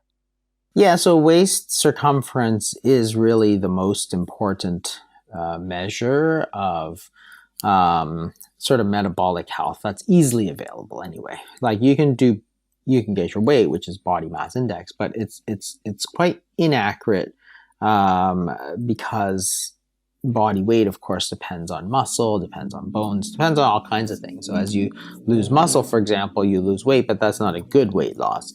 You can do body fat, but that's not so easy to measure accurately. Whereas the waist circumference, you just take a, tape measure, you put it around your waist, and that's it.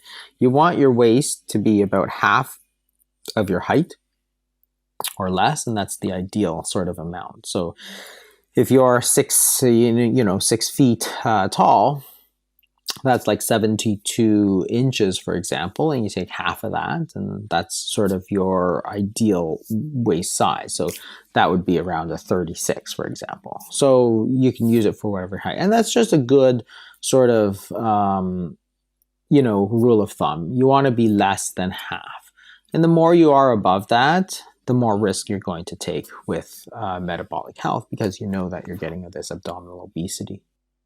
And when it comes to testing you can have done through the blood, is that worthwhile? And what tests should people look at?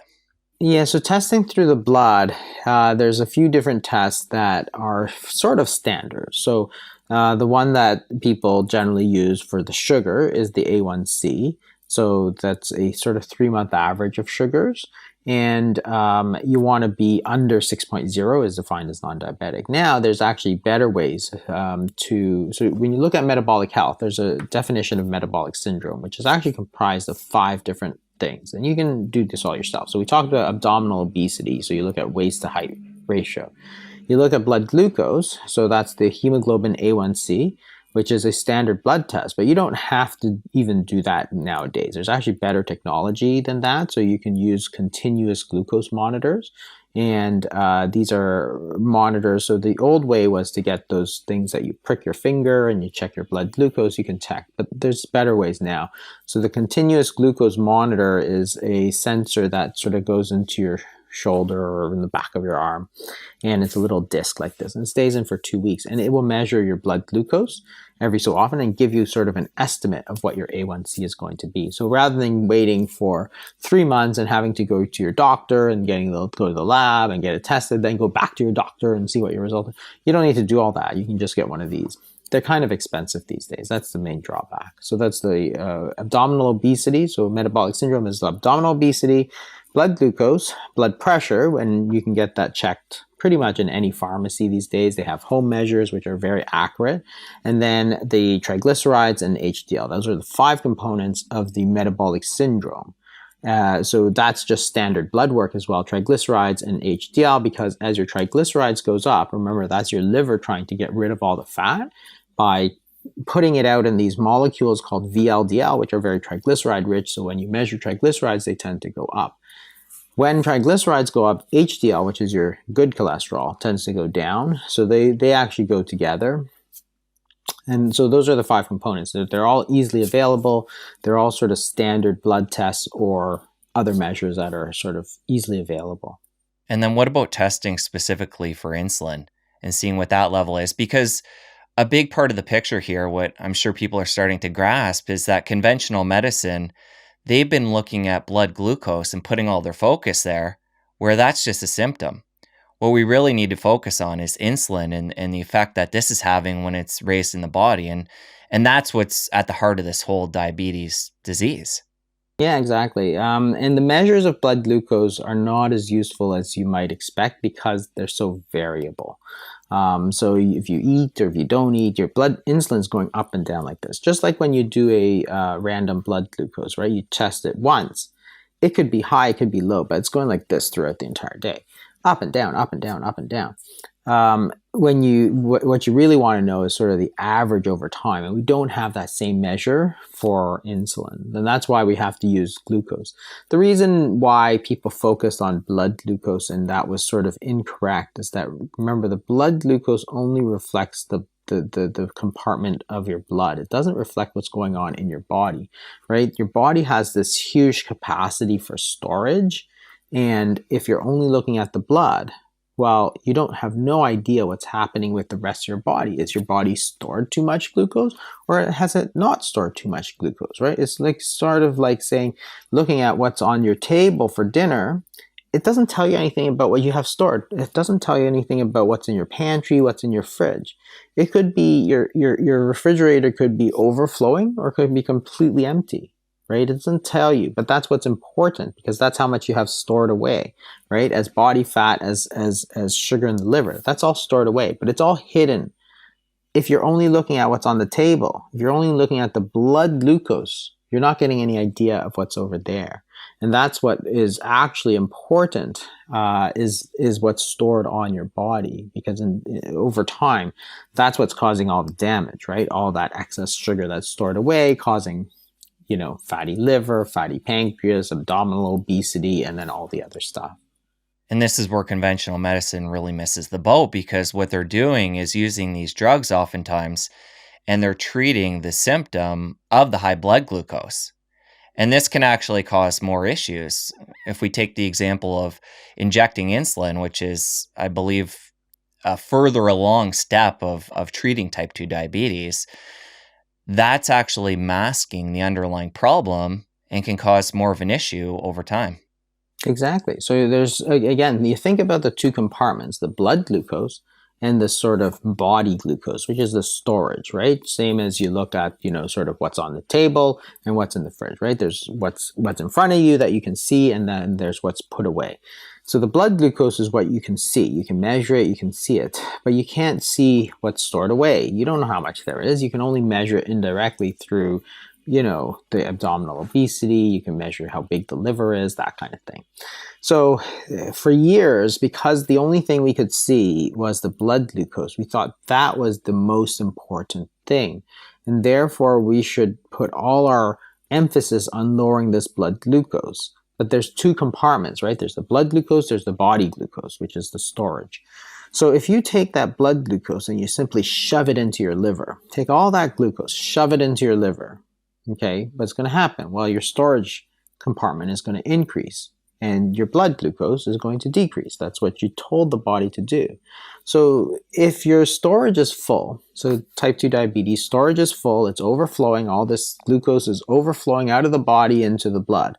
Now you take this insulin, this drug, and remember, this is a standard medical practice practiced by every single sort of specialist in the world for the last 40 years. They say, wow, your blood glucose is too high. Your body glucose is also too high, but they're only looking at the blood glucose. So they said, we need to lower it. We can lower it by taking the blood glucose and shoving it back into your liver. It's like, okay, but you haven't fixed the problem, because the problem was that your liver was overflowing.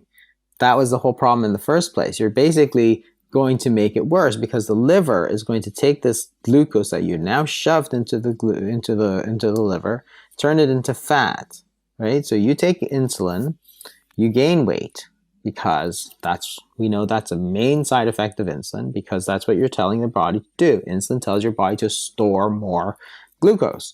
So you gain weight. As you gain weight, what happens to your type 2 diabetes? Well, it gets worse. Then you take more insulin. Then what happens? You gain more weight, which makes your diabetes worse, which makes your blood glucose higher, right? Because think about it. You're taking this glucose, you keep shoving it into this. It's like you have an overfilled balloon. And you keep putting more and more and more into it. It takes more and more effort to fill this balloon that's already overfilled. So you're going to need more and more insulin, just because you've got all this storage which is completely full. You want to jam more into it. You got to use more force. You got to use more insulin, more insulin, more insulin, all the while everything's blowing up. You're getting bloated, you're gaining weight, and so on. So the whole process, you're making things worse because you never fix the underlying problem. And this is how people treat it. And the doctor said, well, the treatment is correct because the blood glucose is fine. Therefore, this must be just the way the disease is. It's chronic and progressive. Not understanding that their entire treatment paradigm was quite incorrect. In fact, what you should have done was get people to lose weight, not gain weight. If you give drugs that make people gain weight, your diabetes will get worse, right? And patients saw it all the time. They're like, you gave me this insulin, I gained like 30 pounds. And then you gave me more insulin, right? And it's like, how is that making you better? It's like, it's not. What if you use something instead? So if you have too much glucose in the body, there's only two things you want to do to get rid of it. You either put less glucose in, or you let your body burn it off. So if you let your body burn it off, say you use intermittent fasting, or say you use low carbohydrate diet, because that's less glucose, right? You eat other things such as proteins, which are amino acids, or fats, but not glucose. So as you do intermittent fasting, for example, because that's the easiest to understand, you're not eating anything, your body's going to need to burn something. It's going to burn glucose. But now what's going to happen is that your blood glucose is going to go down because you're not putting in glucose, and your body's going to need to take glucose out of the storage. So instead of adding more to the storage, you're taking it out of the storage. And over time, as you lose weight, the diabetes get better, which means that you need less drugs. Let's get deep into the insulin piece. So this is obviously something that we all have control over, or relative. And let's get into the physiology. So when it comes to insulin and spiking that and its relationship to cancer, what's happening there?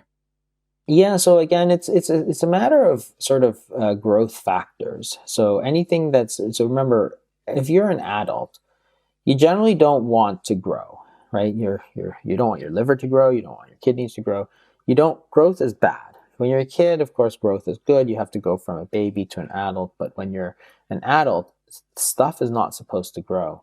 So growth is bad. So if you have factors that increase growth, then it's generally bad, because if you have a cancer that's brewing in there, for example, it's going to be highly dependent on growth. So insulin is a growth factor. Insulin's also a nutrient sensor. So when you eat, insulin goes up. So what you eat plays a big role in what your insulin levels actually are. It turns out that insulin, and for years that's all we thought insulin was, but insulin turns out to be one of the most sort of fundamental growth factors we have. In fact, if you look back at primitive animals, insulin was not used as a nutrient sensor before. It was used as a growth factor. As we evolved, we actually use the same factor for both growth and nutrient sensing. And that makes sense because insulin tells you that nutrients are available. So you only want to grow when nutrients are available, right? Because if you grow in a period of famine, well, you're huge, you need a lot of food, and there's no food to eat, that's not going to be good. So in order to survive, our body decided, hey, we're going to use the same molecule, insulin, for both to sense that nutrients are available and to signal the body to grow. So therefore, we're going to be able to link what's on the outside, the nutrition, and what's on the inside, which is the growth. And the whole thing is that if you increase insulin, like with obesity, if you're eating foods that spike insulin, if you're eating all the time, obesity and type 2 diabetes are both states of high insulin. So if you have high insulin, not only do you have obesity and type 2 diabetes, but you are also signaling your cells to grow quickly. Cancer cells actually many of them are very insulin dependent. That is, in order to grow, they need glucose. They live on glucose. That's what fuels their growth more than anything else. In order to get glucose from the blood into the cell, they need insulin. So they love insulin because they're trying to grow. Remember, the cancer cell is like a single cell. It wants to grow as much as possible at the expense of its neighbors. In order to grow, it wants as much glucose as possible, so it puts out as many insulin receptors as possible, so it's much more insulin sensitive than the cells around it, so that when insulin is available, it'll pull that insulin and grab that glucose. So if you look at a breast cancer, for example, breast cells have very few insulin receptors. They don't need it. But breast cancer cells have tons of insulin. In fact, in the lab, if you deprive breast cancer cells of insulin, they shrivel up and die. They can't survive without the insulin. It's a growth factor to them, right? If you take away the growth factor, they don't grow.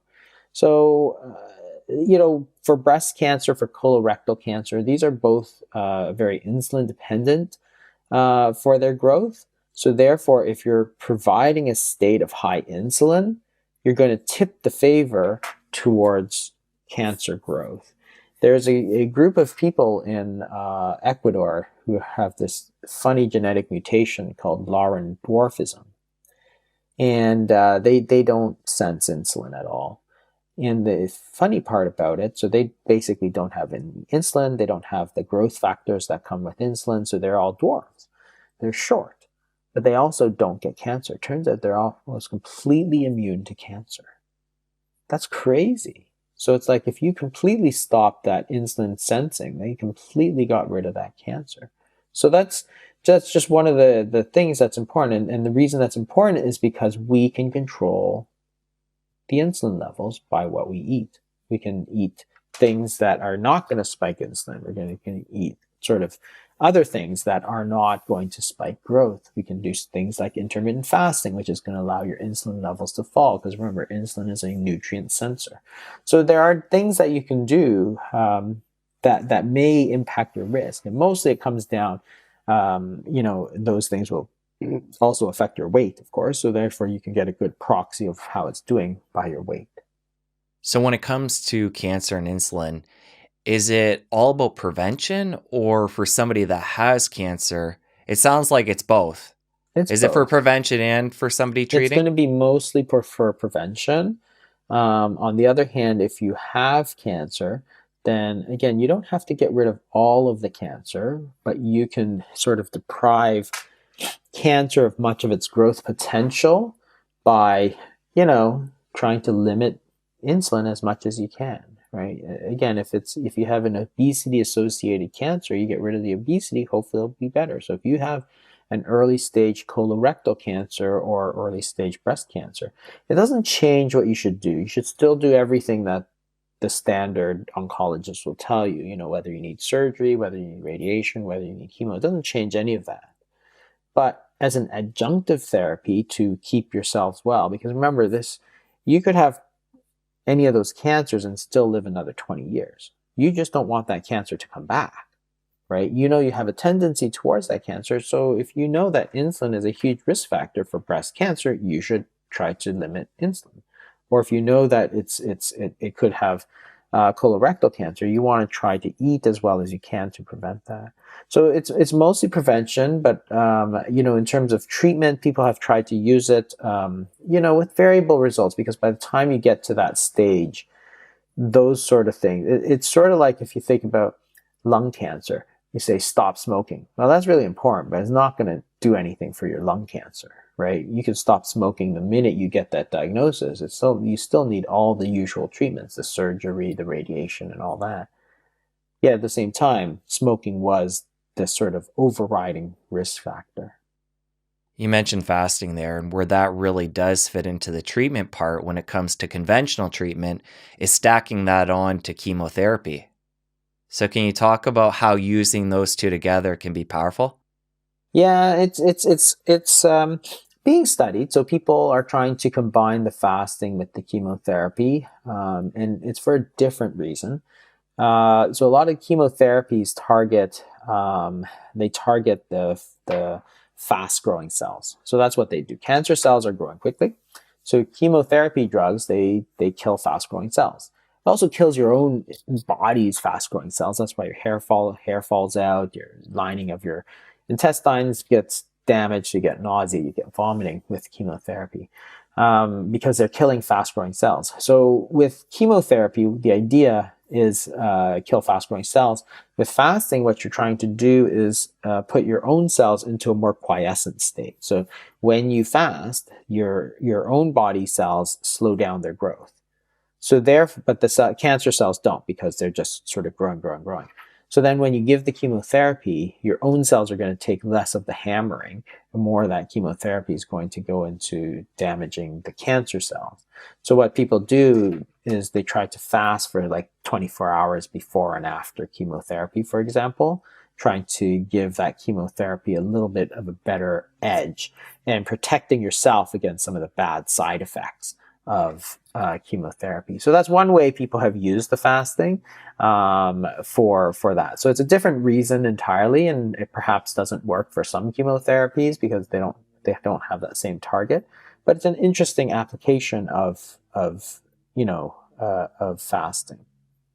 Coming back to the obesity, type 2 diabetics, insulin, which, somebody who's overweight or obese is going to have insulin resistance. And that is basically a synonym for having too much insulin in the body, hyperinsulinemia. So what I'm getting at here is they also have this other factor if they're type 2 diabetic and injecting insulin, where they're now throwing more wood on the fire. So basically, they're going to make themselves gain more weight because they're taking in more insulin, which is a growth factor. Plus, it's going to make, it's going to be a growth factor for cancer as well. So you can just see how all this ties together. And for somebody in that state where they're overweight, obese, type 2 diabetic, injecting insulin, like everything's just cycling against them at that point. Yeah, exactly. And the idea that you should treat type 2 diabetes with insulin, um, it had its heyday sort of in the 90s, 2000s. People thought, hey, just give more insulin to get those blood sugars down and then you'll do better. That idea has sort of gone away. There was a couple of large studies in 2008 that really sort of put a hole in this idea that giving insulin was like great medicine. So, and the risk of cancer was always a concern in that case. But again, there's a lot of other issues there. The weight gain, of course, was the most visible problem of that, right? And that whole thing. I mean, I talked about it in the diabetes code as well. In type 2 diabetes, you have too much insulin. Insulin levels are too high, so why would you give more? It doesn't make any sense at all. It's actually the wrong thing, and people knew it because you take insulin, you gain weight. As you gain weight, your type 2 diabetes got worse. As your type 2 diabetes got worse, you had to take more insulin, which made you gain more weight. You can see how that's not going to end well. So for somebody that is in that boat, what do you recommend to them? I think that the best thing is really to sort of focus on the diet. So in terms of diet, there's some general principles that are pretty well accepted. One, try to eat natural foods, right? Don't try to eat a lot of processed foods. Try and cut down the sugar. And then to me, it's also don't eat all the time, right? In other words, make sure you have an adequate period of fasting in between because it's a balance between insulin, nutrition, being good, and then letting your body use that. But yeah, I mean, from a cancer standpoint, it's a lot harder to measure. Like even these things about insulin causing cancer growth, there's a theoretical risk, but because the risk is spread over like 20 years, and even if you gave somebody a lot of insulin, like these type 1 diabetics who would get it at age 10 sort of thing, it's hard to show because they don't get cancer until they're sort of like 60, right? So studies generally are not in the long term. Nobody studies people over that length of time because it's just insanely expensive to follow people for 40 years. But it's a factor. Like it's a huge factor. And in the research, have they found any cancers that are immune to this insulin response? Not all cancers show that risk. So it's mostly the obesity associated cancers. Like lung cancer, insulin plays very, very little role in lung cancer, whereas breast cancer and colorectal cancer plays a big role. You know, and then, other ones are moderate. So pancreatic cancer, it plays a big role. The interesting part about the obesity associated cancers is that they've become a bigger and bigger problem in the last 20 years. So, whereas the number one cancer in the world has always been lung cancer, it's becoming relatively less important because smoking rates are going down. We're actually starting to see a lot of non-smoking associated lung cancer, and nobody knows why that is, but it's definitely a thing. We're starting to see this all the time now, which is super strange. So there's more to this story, but the rates of obesity associated cancers are going up and up and up. The only one of the obesity associated cancers that where mortality has gone down is colorectal, and a lot of people think that's because of the catching it earlier, like the screening colonoscopy, which again, they've recently pushed it back earlier. So instead of age 50, they've actually started to push it to 45 because we're seeing earlier and more aggressive cancers. And the thing is that cancer is an extremely complex topic. So it's not just one thing generally that affects it. So yes, genetics can play a big role, but so can other things, right? So you don't have to be overweight or obese to have breast or colorectal cancer. Many, many, many people get it who don't have that risk factor. It's a risk factor. It's a number of things that altogether create your risk. And it's the same for anything. It's like heart disease. The risk of heart disease is not related to one thing. It's related to age, it's related to sex, it's related to family history, it's related to smoking, it's related to weight, it's related to physical activity, it's related to stress, right? There's like 10 things that are risk factors for cardiovascular disease. It's going to be the same for that, right? So, whereas it's important to focus on these, it's not the only thing. So, the last thing I want to see is sort of people saying, "Oh, you have breast cancer. You didn't eat right." And that's not the case. Same thing with lung cancer. Now we're starting to see a lot of lung cancer that's not smoking associated.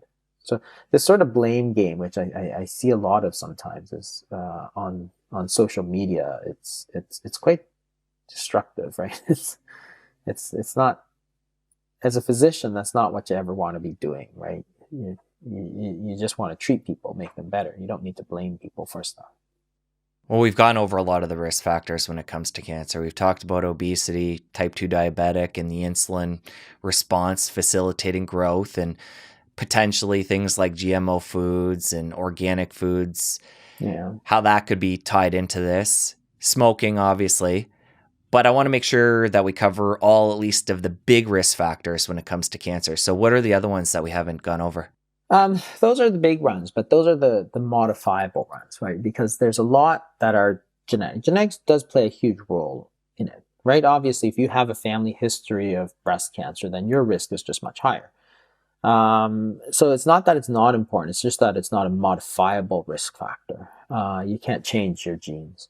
Same thing with age and sex and stuff, right? Everyone gets older, and that's not a modifiable risk factor. But those are very important risk factors. Where genetics plays a big role in is screening, because of course, if your risk goes way up, so if you have a family history of colorectal cancer, then your recommendation is to start colonoscopy screening earlier. Same with if you have a family history of breast cancer, then you need to screen earlier. So it doesn't make sense to screen everybody in the world earlier with colonoscopy, like age 40 is what it is now. But if you have a family history of colorectal cancer, then you screen earlier because you might have problems earlier. So genetics, is still it still plays a big role in a lot of things. So, and it does affect things like screening. It's just that you can't change your behavior the same way you can with smoking, the same way you can with diet. Exposure to asbestos, exposure to wood dust, exposure to these sort of things, smoke. What about specific foods? In the book, you talk about green tea having this anti-cancer effect, and I'm curious if there's any others people can use preventatively to help, again, stack the favor in their hand in a better way. Yeah, people have always looked for it, and the term was chemoprevention, and the idea was, is there something that can prevent cancer?